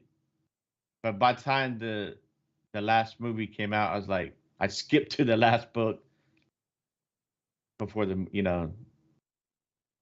I had to go back and read the other ones. But just detail like the locks in the door and stuff. I saw that. It's like what you see in the movies. It's like that kind of detail. It's like. That's how good this game is. Yeah, there is big block. So right and, now, and this that- is my game of the year There you go. so far. There you go. Nice. Big block. They have been attacking streamers on Twitch all day. Really? There's one I did see poor something on Twitter about that. one poor I mean, it's basically a girlfriend and boyfriend that stream stuff, and they do stuff for charity and everything. They basically put her into tears. I mean, these people are nuts. There's a website out there where you can put in a streamer's name and they'll tell you if they're streaming it, so you can go and harass them. Just So who cares? stupidity. If you don't like it, then don't watch it, right? Oh, but you don't that's want to not support a that's- person, then you that's- don't buy the game. If you That's- think but- that matters to you. Yes. Now, But these people Peter, that were, Peter, that's the rational way to think. Yeah. Well, here, that- here, Oh, right now no, on this yeah. screen, this is how you do your wand. You see, you start in the lower left, Yeah. And and then you have to trace it with your thumbstick, and then here, this is where you have to hit your A. Oh, at first I was like, I didn't know what I was doing. You have to move also forward. There we go. See, now I'm going fast. Now I figured out what to do. yeah, I saw You hit that when you were button doing press. it, yeah. It's like a little fixed QTE thing. And later on with the more difficult spells, you have different button presses. So right now in the beginning it was all A at those spots, but then you have like hit A and then do a Y, and then A again. Yeah, no, Dreadful, you're right. I mean, when the prequels came out and all that, I remember people, camping out. I've never camped out for anything. I've The never only camped time when out I for a was like game either. got up very early to stand in line was to get tickets for Pink Floyd, and I was in 95 or 96. Mm-hmm. I stood in line for a day to watch to check out the Star Wars reissue, but for a couple reasons. There was number one, it was at a theater that had one of the first digital. Back in the day, it was the first one to have a digital print of it, and like they had. For Return of the Jedi, David Prowse was there. So like that's the only time I've ever really stood in line all day to catch a movie. Yeah. So, but look at it, like even the lighting on there. That's just so good. Yeah. So. The good news is that this is the start. We talked. I'm not gonna harp on all the stuff we talked about last week, except Chris didn't make it on because he wasn't feeling well, so he didn't get a chance to opine about the developer direct and the release date weirdness is how I'm. Well, I did jump on Backlog Bastards. You following did, me, right? And, which I will be on tomorrow night, by the way. Cool. Yeah, I did see. But overall, I did really enjoy the direct, and I enjoyed the pacing. And it's like they told us ahead of time, this is what you're gonna get, and this is what to expect. So after that, it's like, okay, I look forward to seeing the trailers and whatever tidbits that the devs tell us about the games. And me and Peter were watching it together in party chat, and we enjoyed it. I mean, we were when they showed the Minecraft game, showed the date. All right, cool. All right, it's coming out in April. And then the next one after that it was Forza, right? And And that was then the second one they showed. yeah, so we enjoyed everything they showed there, and then it was like, wait, no date, wah. just 23. And then it's like, that's not gonna be good. That's what everybody's gonna be talking about afterwards. But then when they showed Hi-Fi Rush, and then they showed Redfall, and that was May 2nd, and it's like, okay, and we heard rumors online about that came to fruition. So, but overall, I thought it was a great show, great pacing and all that, and But I do feel like, why couldn't they given us a better date on Forza? But why? And I like what I saw, but if they're not sure, because now you're hearing rumors that, well, that may not come out to maybe June or so, then why show it now? Or show it, but then say, look, we really wanted to try to get this out the first half of 23, but it's going to be pushed back to June something, July. And it may still fall within that 12 months, deal that they had. But still, it's like, how much longer we're going to wait. And I'm okay waiting. But now we're waiting on Starfield. And now all you ever hear is rumors of, well, it looks like it might come out in June. And then you got these people who are they have more followers and they have, I guess, inside this and that. And some of them are saying, well, it's looking like September or so. And it just sucks. We really want to play that game, but that's just what you keep hearing, right? All this different noise coming out about, when these games might come out. But why, if Bethesda, Tom Howard has a better idea about Starfield, that it may be pushed back to the second half of the year, then why not just come out and say it? Yeah. Or instead of making us wait until you do your show, that way nobody's sitting there just, we're just hearing rumors and this and that, and we're not hearing it from the horse's mouth, straight from them. It's like the whole deal with 343. It's like, yeah, they had to come out with that statement, right? Saying, no, we do, we're still planning on continuing Halo going forward and all that. But it is disheartening that somewhat that, when you're waiting for these games, we already got a delay once. And that they do plan on delaying it more, which Forza really never had a delay.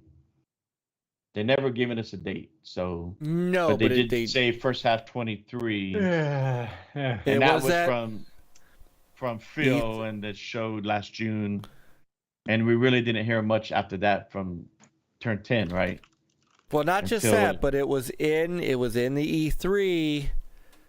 Well, yeah, that's what I'm saying. That he did say, he said Forza, Redfall, and Starfield first half of 23.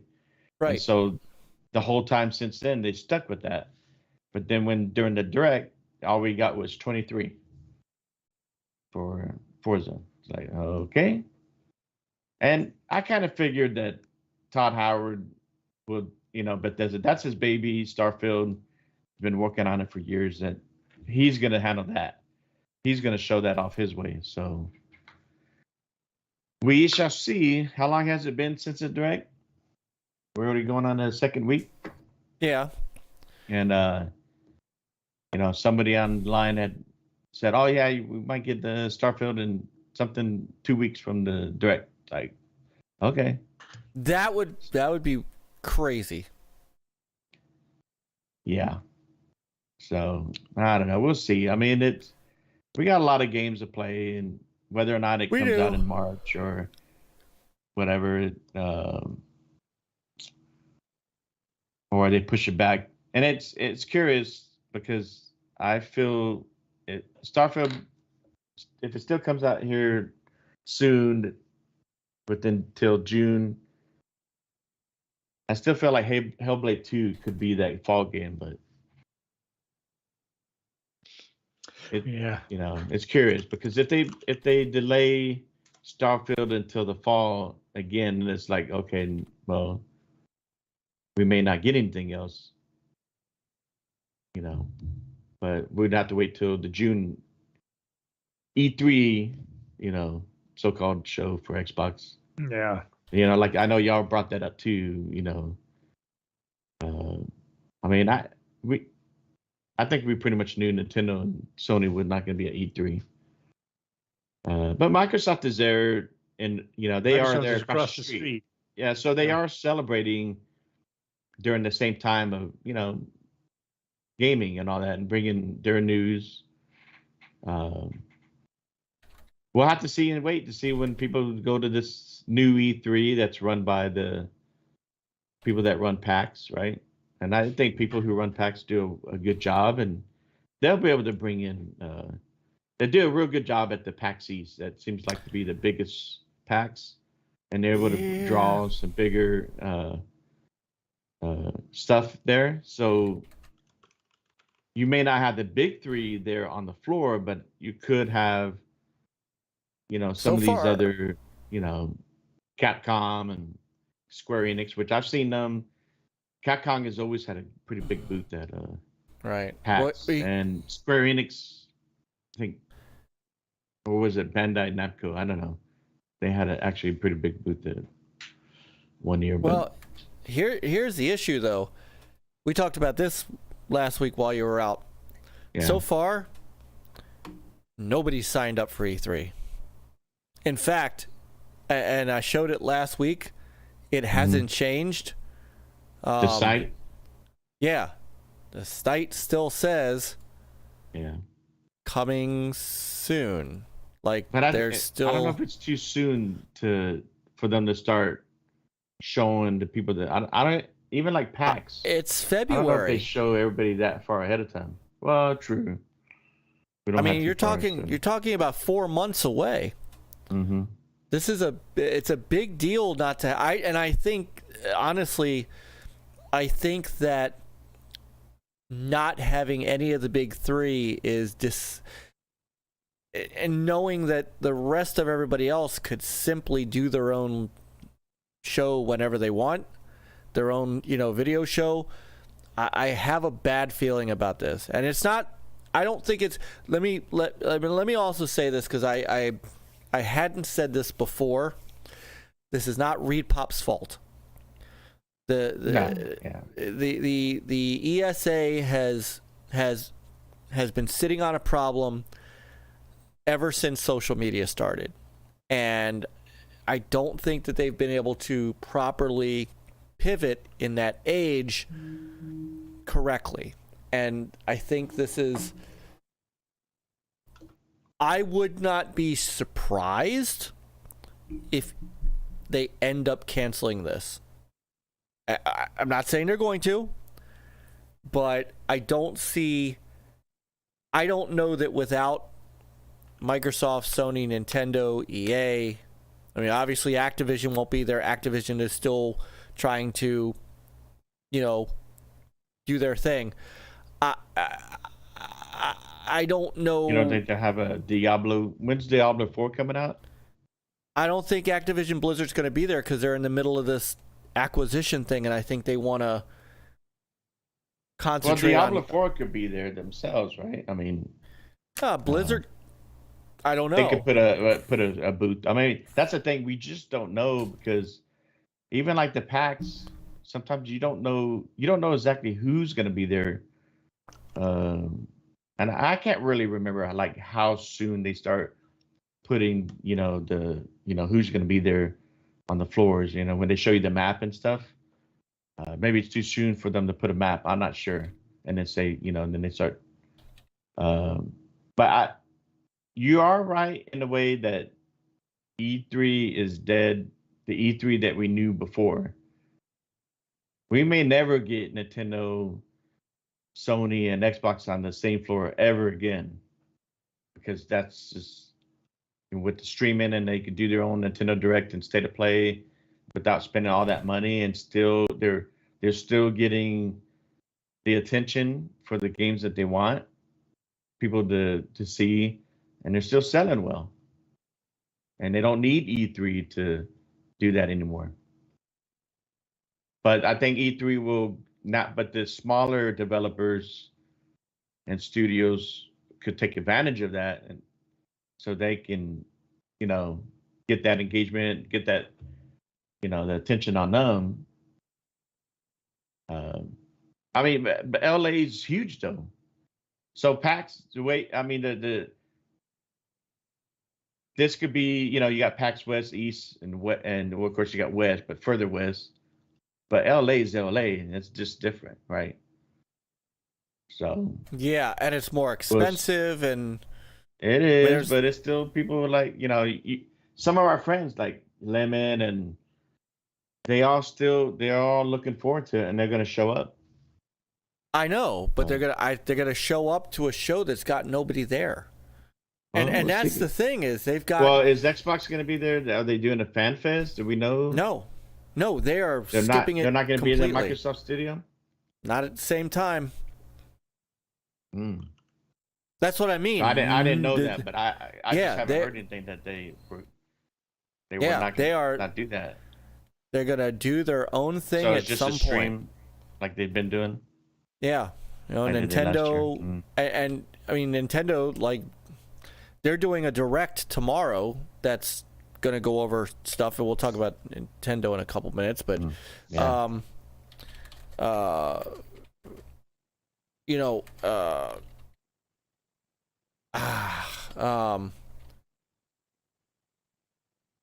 let me see. Yeah, no, I think E3, like I said, what E3 was back then, that's over. E3 is going to be more like PAX now going forward. And sometimes they will have some big stuff there, and sometimes they won't. That's my experience from PAX South. Well, yeah, PAX and PAX is a little different. It is.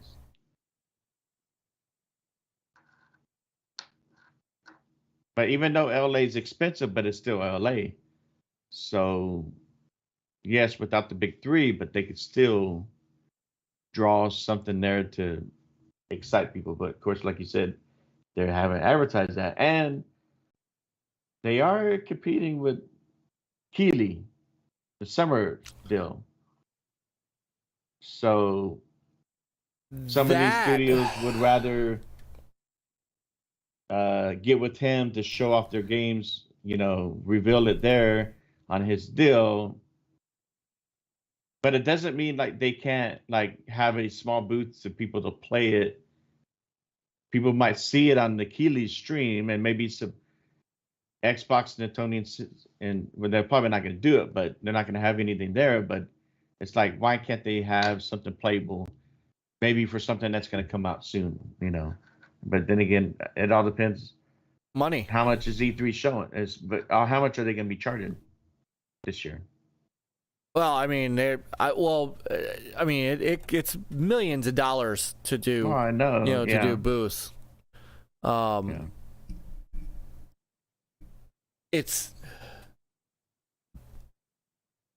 a crazy time. Yeah, it's just different. Things have changed. Yeah, that's and Sir X, he said this last week. It's too expensive in an expensive state, And look, I'm willing. I am willing to put some of this also on COVID. COVID has had an effect on a lot of things. Oh yeah. Every industries everywhere. I mean, look how many companies now employees work from home now. They don't even go in the office. My wife, right? She goes in 2 days a week now. Instead of 3 at home. So it's changed a lot everywhere for everybody. So I don't know. We'll see if Repop can't, if they don't do well this year, then that may be it for E3. Yeah, but and again, I don't think that the problem is I don't put this on. I mean, I think Repop was put in a position where they're going to fail. That's just unfortunately the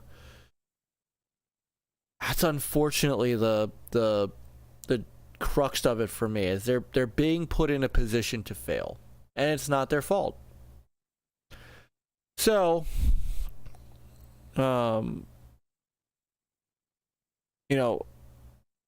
it's cheap to do it in their own Microsoft Theater, yes, but they're going to do it when they want.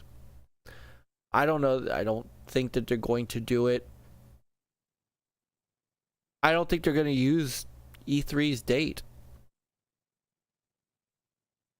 I mean, just like Microsoft didn't show up, Sony didn't show up to Gamescom. I think well, Microsoft did there as far as So FanFest, but that was it. hey, Amused, what's up? That's why I'm surprised they're not going to do FanFest at this one. Well, and it said, and the report says that none of the three companies will be part of E3 2023 or have a presence on the Los Angeles convention show floor. That's what they're saying. Well, I kind of didn't expect them at all. Not the E3. Yeah. Thank you. So, yeah, I mean, it gives Keighley, God, as much as Keighley sometimes annoys the crap out of us, you can't deny what he's doing. And you can't deny he has taken, I think he's taken a little control of the industry here a bit. Yeah, I mean, he has years and years of networking with, studios and publishers for years. And he finally put it on his own deal. That's why he can do the award show and do these summer shows now. So I think the pandemic kind of pushed it quicker to where now the industry is going towards him now and not E3. As far as it's cheaper to get with Keighley and stream it on his show than it is to, do a whole floor booth and all that stuff now. So. And he doesn't have to. Yeah. That's the crazy thing, is he just doesn't have to. But if E3 wants to survive, they got to find a way to attract that attention. They may not get the big three, but they have to find a way. Either maybe get celebrities to get involved or something that will grab that attention. People to be there in person and watch it. How are they going to stream E3? Like in the past, right? You had G4 and you had some of these media sites like IGN and them would be there. What are they going to have there to help show it off?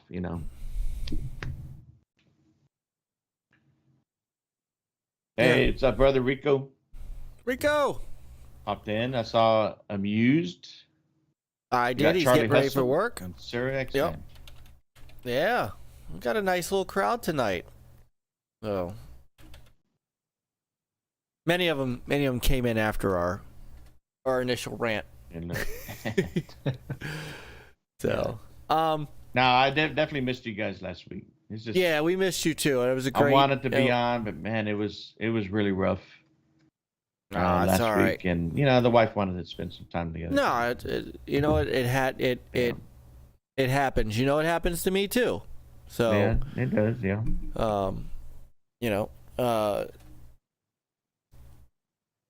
Trust me, you guys will have to do a show in July while I'm on the boat again, or for the first time. What's up, EverCanadian? Another guy doing some great content lately. Another awesome member of our Gamers United Guild. He's been doing a lot of Steam Deck stuff. So, anyway, yeah. No, go ahead. No, I was just gonna say that the Steam Deck that's been doing well. I've been seeing a lot of. I had a buddy at work that asked me about it. Oh, Pete just did a 90-minute stream on Hogwarts. So by tomorrow, Pete, you'll like us. You'll be canceled. Don't worry. All right, join the club. So I said, sorry, those pills kicked in and put me to sleep, but I'm awake now. If you'd like me to come out and give my opinion. We're definitely gonna have X back on very soon. Yeah. Very soon. But let's swap over. I'm actually thinking that we're gonna go a little shorter tonight. Hey, just a real quick, because I don't anticipate this taking a lot of discussion, because obviously I think we're all sick and tired of this at the moment and just want it to be over. But Peter brought to our attention some interesting crap going on. Yes.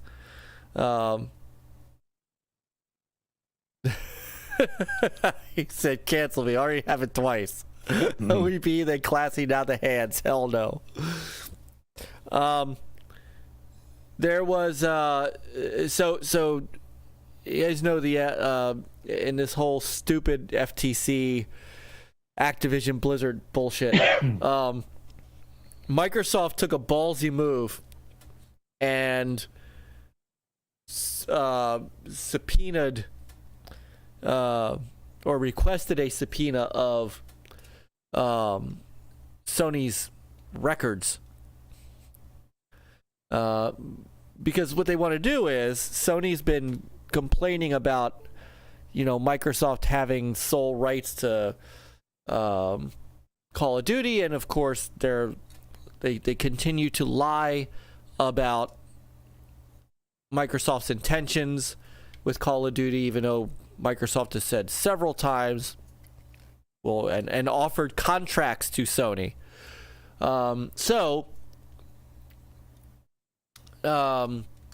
The FTC has also subpoenaed them. And now, after a fourth motion to extend, they're basically just not wanting to comply with Microsoft's request or the FTC's. And I'm telling you, I want to get back to a point in gaming when we could talk about Sony and not talk about them with disdain, because right now they continue. Yeah, I know, that's what I mean. Microsoft and FTC did it separately, and Sony's not complying with either. I don't know what happened between Sean Layden and Jim Ryan. I guess I do know what happened.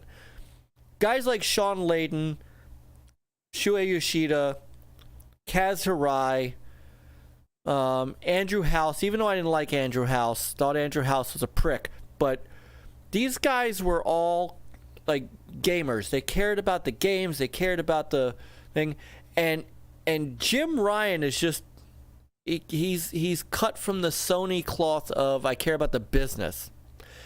And to an extent I think he's doing a disservice to Herman Holst, who I think, who's running PlayStation Studios, obviously is a gamer, came up from Guerrilla. But, man, and you know why? Because Jim's going to have to explain how Sony has used their market power and money to keep many a game off of Xbox for the sole purpose of hurting them. So,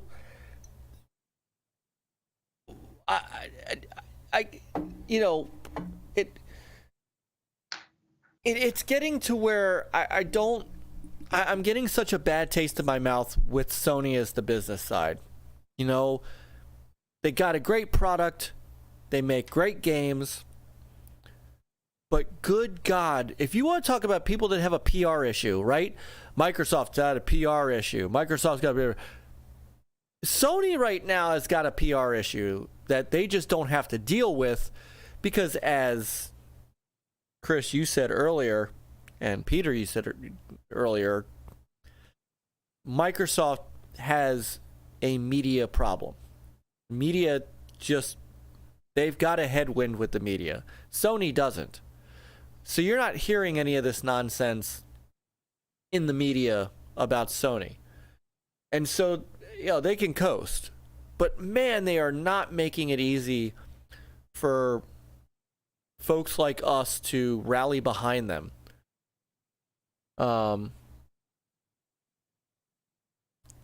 And I'll tell you what's going to end up happening, in my opinion.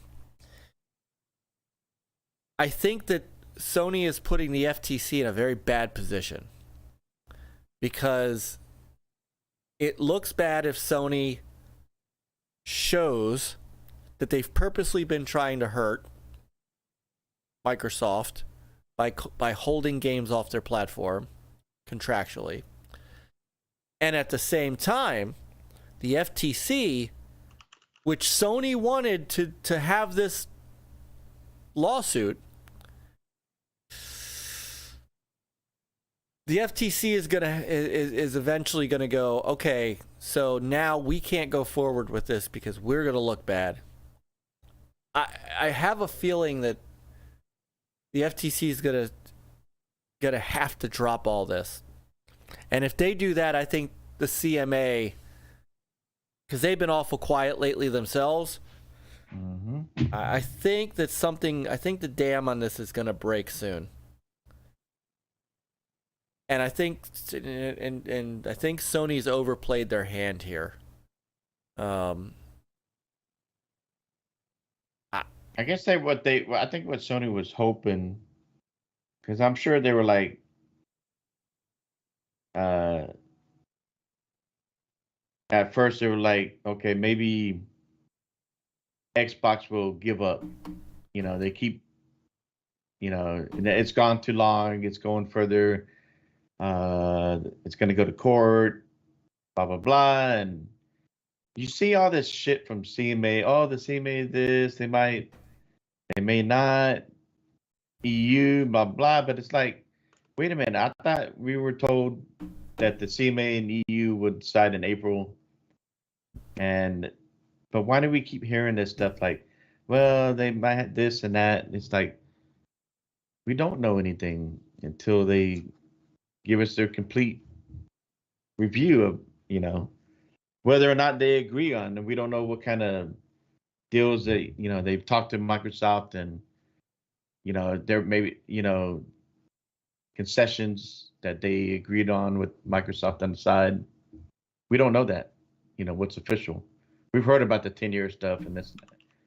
I don't think, you saw that the FTC, they lost the case with the Meta.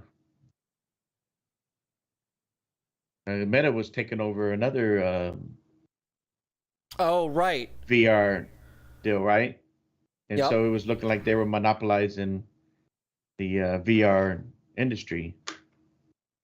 But they lost that case. So how does that help them with their argument against Microsoft and with Activision? Doesn't look good. And there's talk to, like, they know they're probably not going to win this, but for them it's, look, we went after the big bad Microsoft. We tried to help the people, blah blah. It's just the safe face, whatever. Yeah. But I think in the end it doesn't matter. It's not going to happen, and I think Sony will. Maybe they're gonna fall back, and instead of allowing the this deal, Microsoft's subpoena through the courts for them to reveal the deals that they've had in the past, where they've done everything they can to get these deals to exclude Microsoft, Xbox. And I'm sure we all know it. We've all talked about it. Like, why does this keep happening? And then little stuff here and there comes out where, they make deals with these studios and publishers where, only on PlayStation for so long, can't be in Game Pass. I think there was some stuff there about parity, right? Like, it has to be equal. And Something like that. Yeah. I mean, we all agree that they could do that, right? They have every right to make these deals with the third-party stuff, and that's fine. But at the same time, you're sitting there being hypocritical, and you're saying that you're worried about Microsoft and Xbox, cutting you out of Call of Duty and so on and blah, blah. But you've been doing this for years. not just the Xbox, but you've been doing it to Nintendo too. Right. Because Sony bullies the Japanese studios in Japan to where we don't want you to be on Nintendo, or in the US too. But and it's like I said earlier, you look at Switch. I think they're at 120 something million Switches sold, and you look at their sales of their software games. Pokemon is at 20 something million. Yep. All that without Call of Duty. All that without Call of Duty. And that's how I wanted to transition into this topic. Now, so yes, the Switch is kind of waning in demand right now. Nintendo did cut its sales forecast. It did not have didn't have the holiday season they wanted to. But because everybody has a Switch already. I mean, well, yeah, you get to that, right? You get to that level of market saturation. Yeah. So Big Block, real quick, just remember that the FTC can't stop anything. The only thing they can do is sue to get somebody else to stop it. They themselves can't actually block anything. That's why they're going to court, is to get a judge to block it. They can't do it. So anyway, yeah, the 122.55 million Nintendo Switches. It is now the third highest selling. Well, so this is, I'm going to say system, because I still don't consider this a console. I consider it a handheld that you can dock. Plus, the other, the two other platforms that it surpassed. One is the Game Boy, which is not a console. So yeah, so I mean, and they've done it on the back of their IPs. And I think that is an admirable thing. Yeah, look, I don't own a Switch, right? My kids do. Both of my kids do. We're responsible for two of those 122.55. So,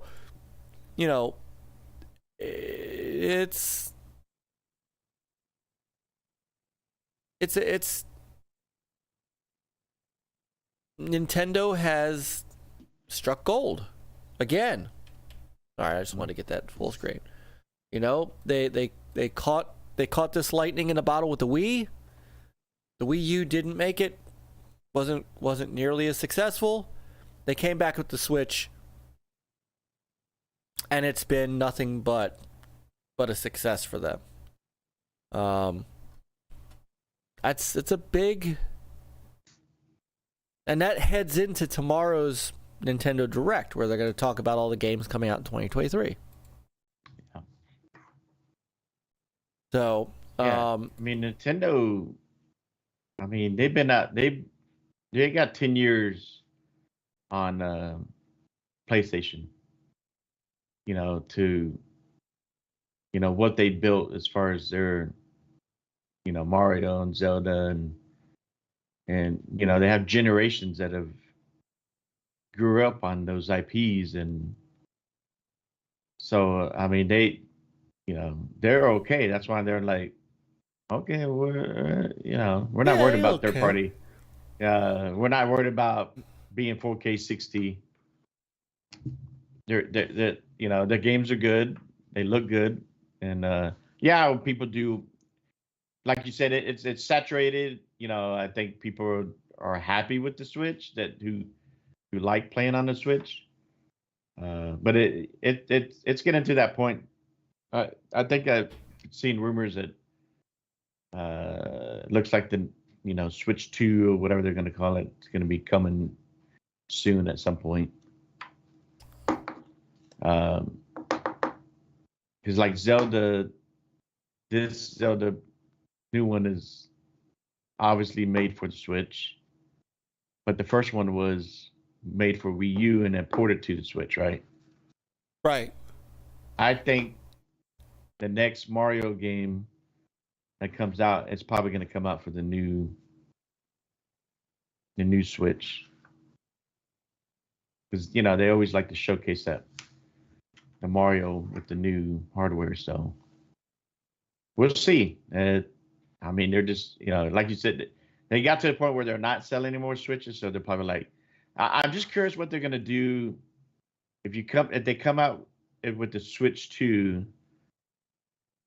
Will they? Because they've never done it before, really. Well, kind of, but to where you can still play the same games you already own. Like the cartridges will still work on the new hardware. Because right, or you get right. So it's back compat.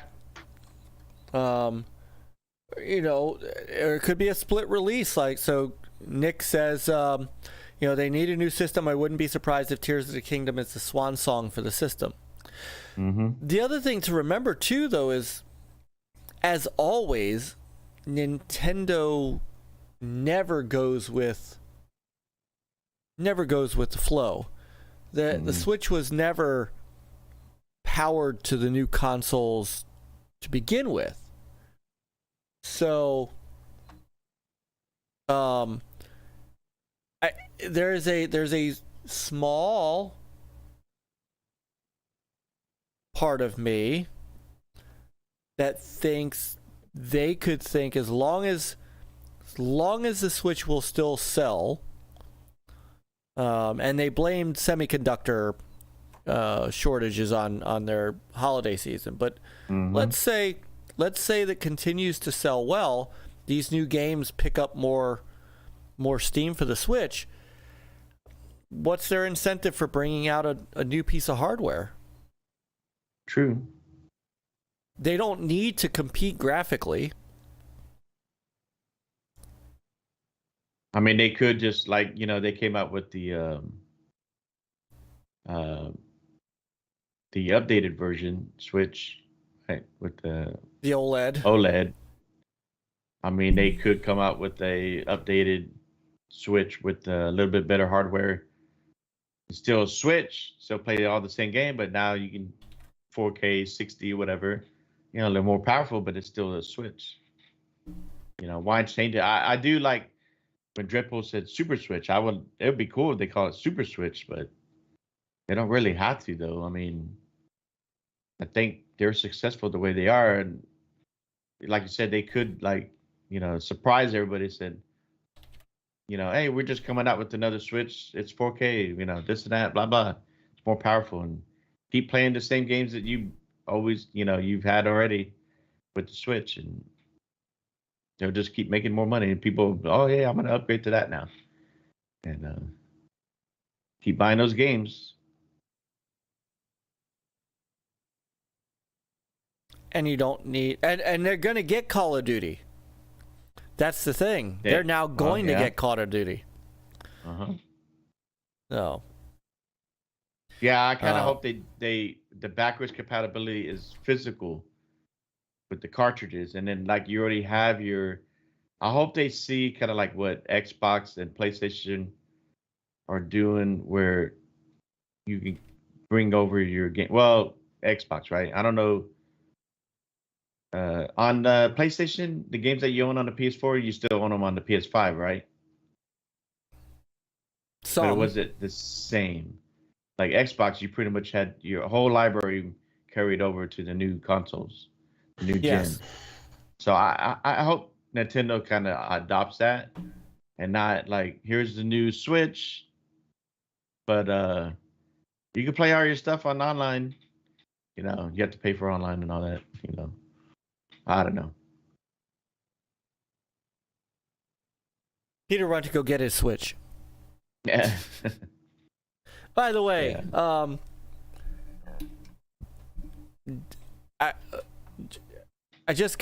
saw this email in my that came across to me. I got to show you guys this. the Atari XP 50th anniversary box set. Oh yeah, I saw that. For only the low price of $999.99. That's all. So you too could have this box set for a meager $1,000. It's a bargain. What a bargain. Oh, and it's sold out. Ah, There were only 100 Yeah. of them. Darn. It was sold out. That and is look on eBay, and it's probably one selling for $14.99. Yeah, but how many did they sell? 100, limited to 100 units worldwide. Wow. There's people out there with the money to do it. Yeah. That's nuts. No. Hmm. No. So Peter, you, sir, have a Switch. You've had a Switch. I do. Since the beginning. Yes. And you've been lukewarm to somewhat cold on the Switch since you got it. yeah, it's overrated. Do you play it at all? Rarely.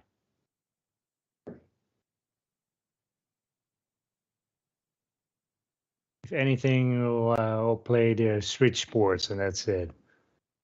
But we rarely play that.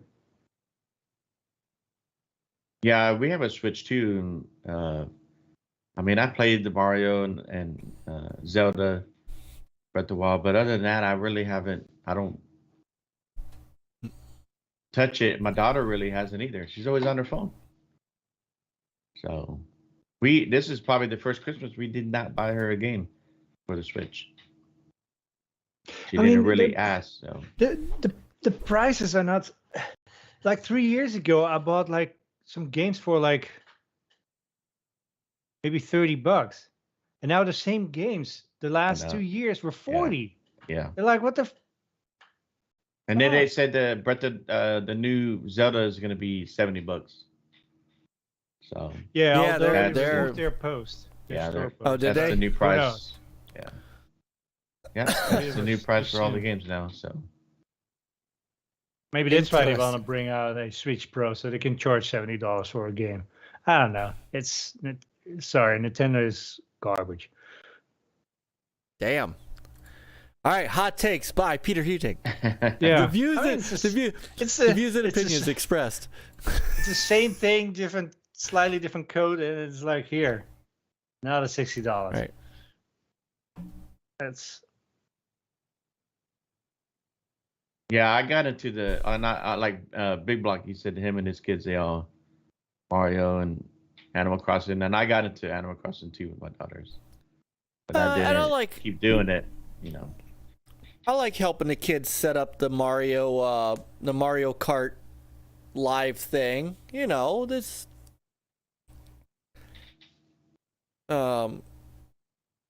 you know, and Nick says there's too many competing devices with that form factor, some running Windows, which means Game Pass and Steam on the same device, and the Steam Deck is kind of one of those.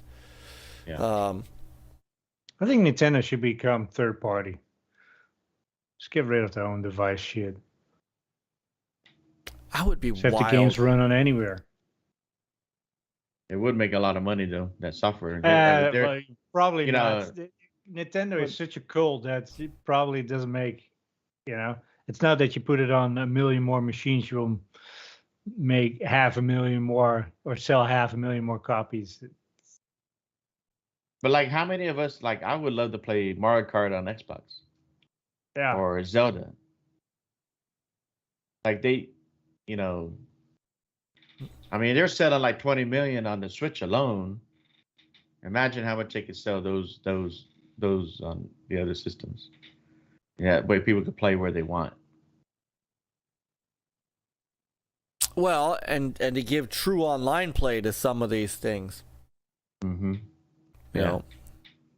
But I mean, they're not doing bad in the software department too, as you said at the No. beginning. Pokemon 2 Pokemon games, 26 or 20.6 million copies over the 6 weeks since they launched to the end of December. Splatoon 3 why is is that though? I'm wondering what's behind it. Pokemon. Yeah, It's gotta catch them all. Just got a big following still. I've never understood the Pokemon yeah, but why? thing myself. It's stupid. Is it because it's foreign and that was cool, and now everybody still wants to be cool? I don't know. I guess they just do enough to where to keep people engaged. They keep updating it. You know, people keep coming back. It's just, yeah, no, it's crazy. I got into the Pokemon way back in the day in the late 90s, early 2000s, but that was with my stepson at the time because he was into it. So I was like, cool, let's check it out. But yeah, it's like I guess maybe they grew up on it, that gen, and they keep doing it. It's just still relevant. It's Magic the Gathering for kids. Is really what Pokemon comes down to. Well, It's a card game that you know, it spawned other things like Yu-Gi-Oh and stuff like that, and then just became this crazy. But Pokemon phenomena. is still the last one standing, pretty much. Like, you know, It is. Yu-Gi-Oh it's like we're is talking still about around. free-to-play games, right? You know, everybody started trending, hey, we're gonna do this, but then in the end, the main ones that are successful are still going. See, we've triggered Nate. Uh-oh. How dare you? Sit. Nate doesn't know us good. For him, it's all Damn. Call of Duty and Pokemon. That's it. That would be a hell of a crossover, wouldn't it? Yeah. Because I think it's all about catching the Pokemon, right? Got to catch them all, and then using them to fight off other monsters. I mean, in a way, on the video game side, it is the ultimate turn-based RPG. And there is that element of it. Mm-hmm. So, Cousin Born, you still Carla, Sister Carla, Carla's in the house. You can't judge Pokemon till you play it. Oh, yes, we can. Play Pokemon Go. There you go. That was enough. That's like, See?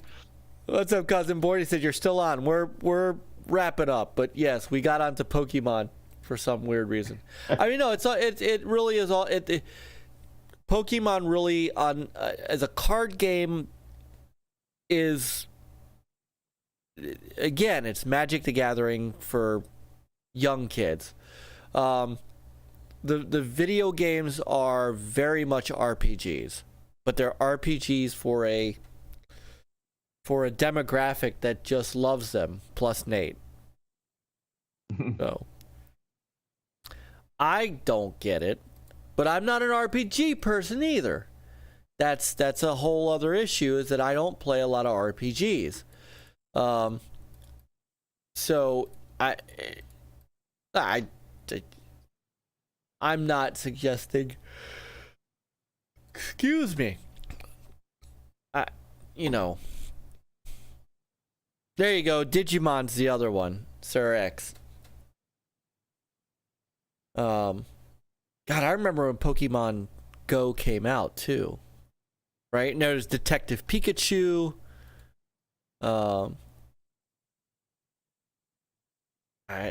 It's a big phenomenon. I can't put my finger on it, but Pikachu is one of the biggest names out there. Mm-hmm. Master Chief, Yeah, like right. Ratchet and Clank, and Pokemon. Breath of the Wild is roughly around 29 million or so, and then of course Odyssey. I think I saw somewhere it's like at 50 million. Yeah, that's stuff. They are approaching a total of 1 billion Switch game units sold. Yeah, and it's like the Nintendo games, the attach rate to the Switch is pretty crazy, and the tone and Xbox and PlayStation wish they had those numbers for their first party. They really do. Yeah. There's no doubt about that. But, it's like I said, Nintendo has 10 years on PlayStation 1. So they're ahead of the game. And Nintendo, they were ruthless towards Sega. They did everything they could, kind of like what Sony is doing to Xbox. Like Nintendo did that, like with the stores. Like, no, you are not going to put Sega on the shelves, the same shelves anywhere near Nintendo or at all, right? They were convincing the stores to do that. Right. And, Sega, they fought and fought. And of course, when what's his name came in and, no, we're going to make them number one. And they, Well, the thing about, Nintendo didn't just do it to Sega. Nintendo did it to everybody. Well, they did. Yeah, they bullied everybody. They were but Sony, that's who Sony is now. But, and if Sega had a Microsoft to back them, they'd probably still be around.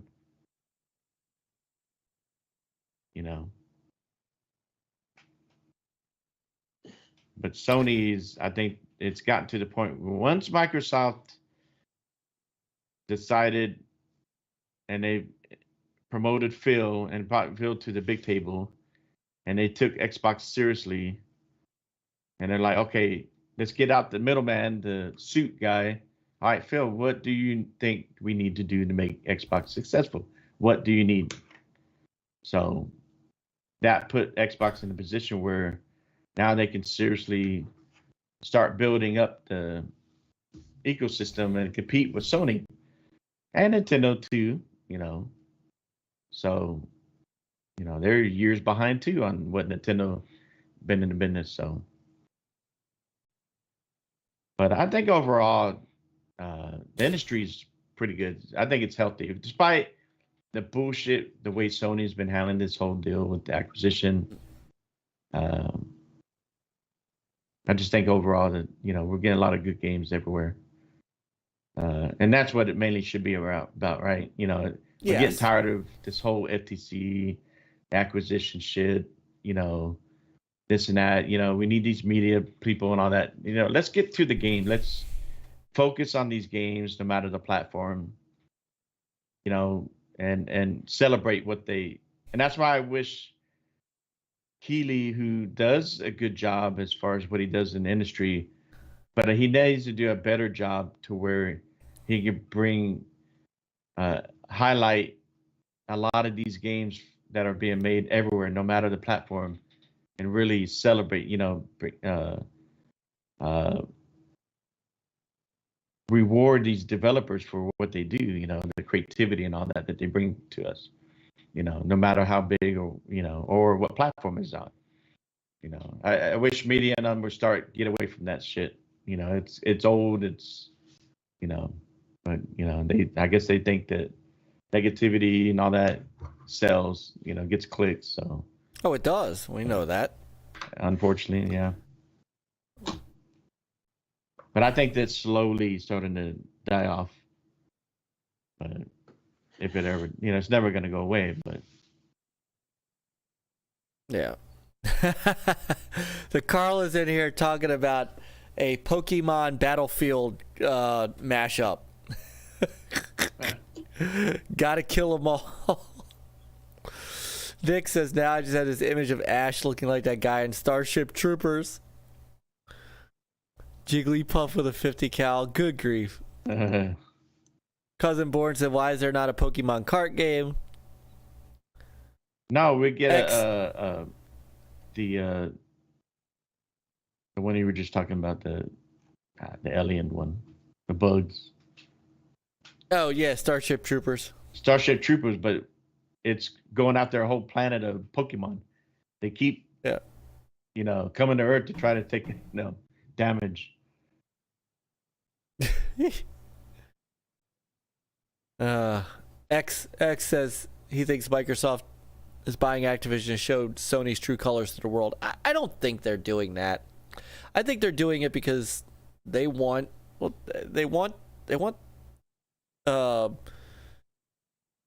revenue, that's for sure. They want that mobile market. They definitely want that mobile market. So now, once this deal goes through, Hey. you think Sony now is gonna like, all right, okay, we'll make a deal with you. But hold on. they have. I mean, we already got Nintendo, and I guess Steam have kind of agreed to a 10-year deal. Yeah. All right, Dread. Hold on. But Dread did say Call of Duty and Pokemon. Is he collecting tags? I got you, Dread. I didn't see it. Well, aren't we getting a game here coming out soon that's kind of like a Pokemon Call of Duty type? They have, animal characters with guns. I saw that somewhere. Showed somewhere. Oh, I can't remember. Yeah. So, I've said it before. Activision has 45 years of IPs. It's worth $70 billion. Yep, exactly. Oh, yeah. While everybody's focused on Call of Duty, Microsoft can very silently keep the rest. So, Well, look how much Pokemon money versus they South made Park. off of World of Warcraft. Yep. All those years. I mean. Yep. But nobody talks about that. And like you said, the mobile and all that too. Yeah. But it's going to be interesting what this deal's done. Then what is Sony going to do? Are they going to come crawling to Microsoft and Xbox? Hey, can we have that 10-year deal? Well, They'll give it to them. they probably will. They will. All right, so that is Nintendo's side of this. And congratulations on them. That the Switch is viable. It hit Regardless market of what Peter saturation. thinks. No. Yeah. No. I know, Paul. Nobody mentions King. I've been mentioning it. We've all been mentioning it. We definitely mention it. So. All right. So.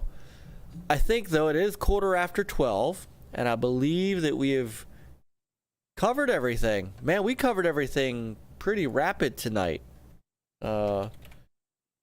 It's we're not going to 1 a.m. like we did last week. Oh, I bet y'all did. We did. We did with Brother Ham and Brother X. It's a crazy good show. Yeah.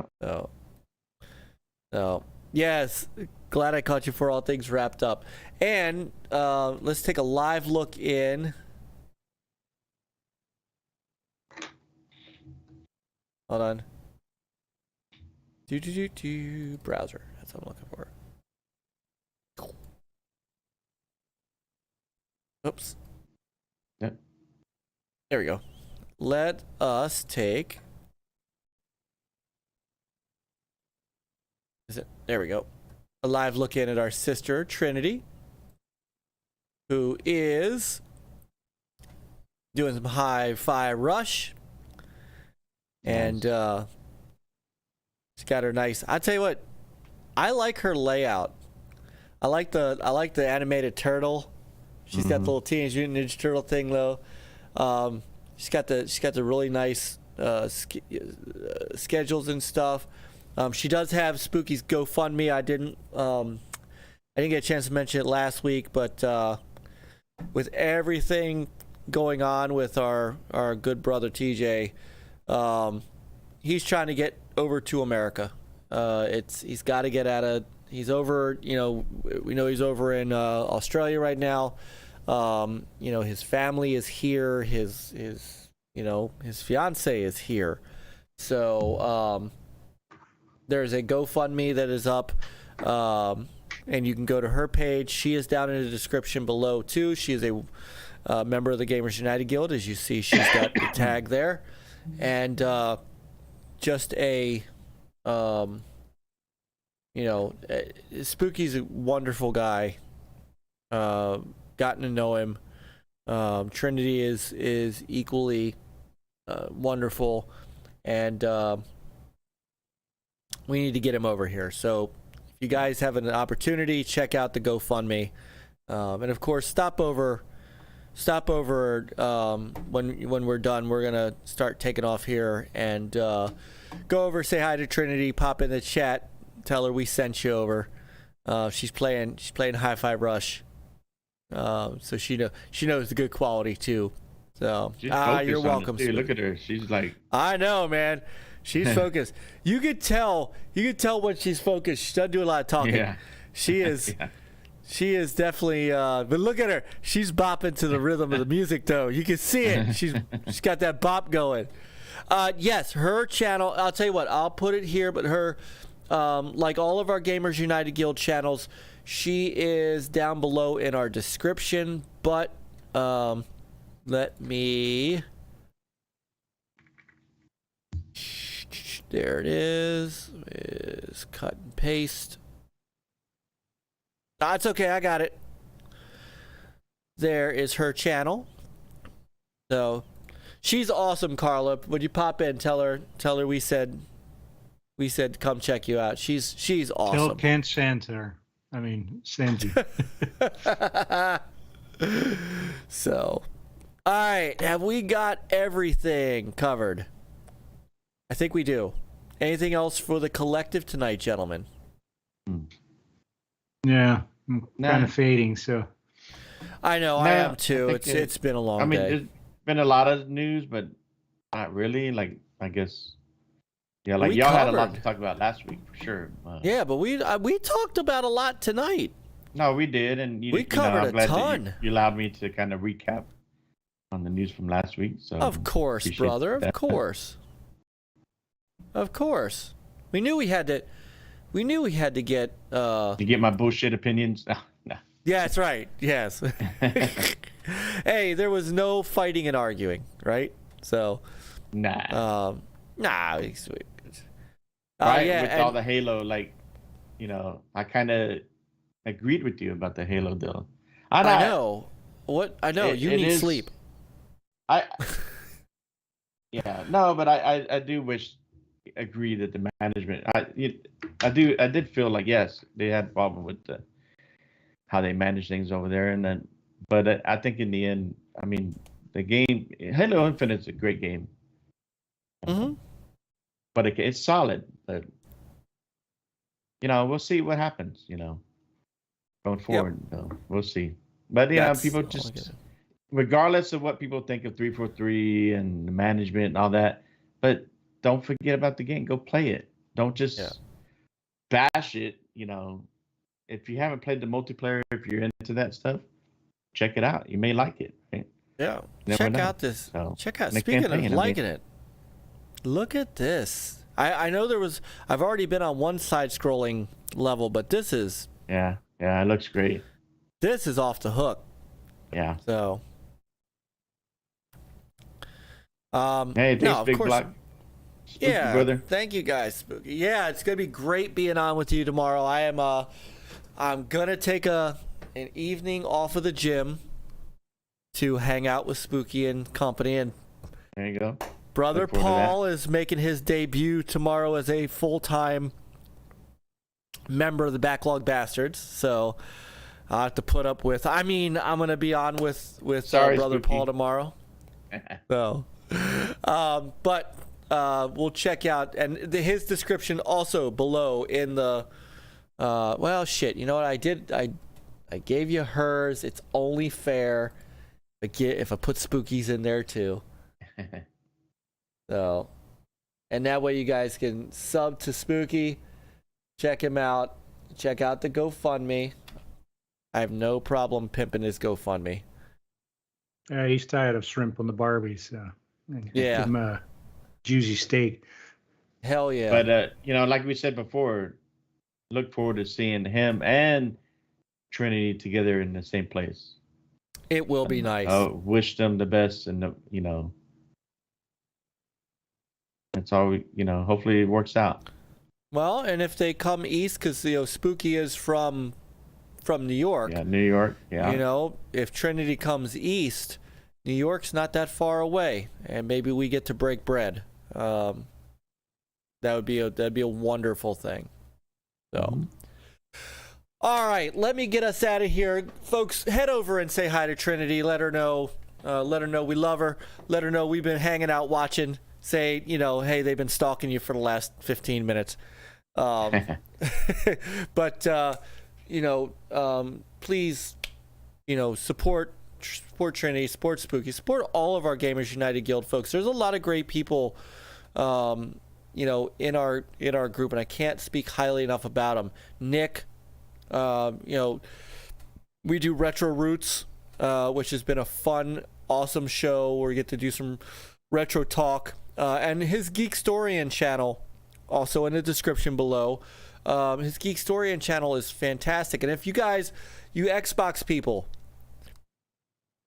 his latest moments of gaming history is about Xbox Live. So, oh yes, a Breaking Bread with Dread. Dread would have to come up, and so.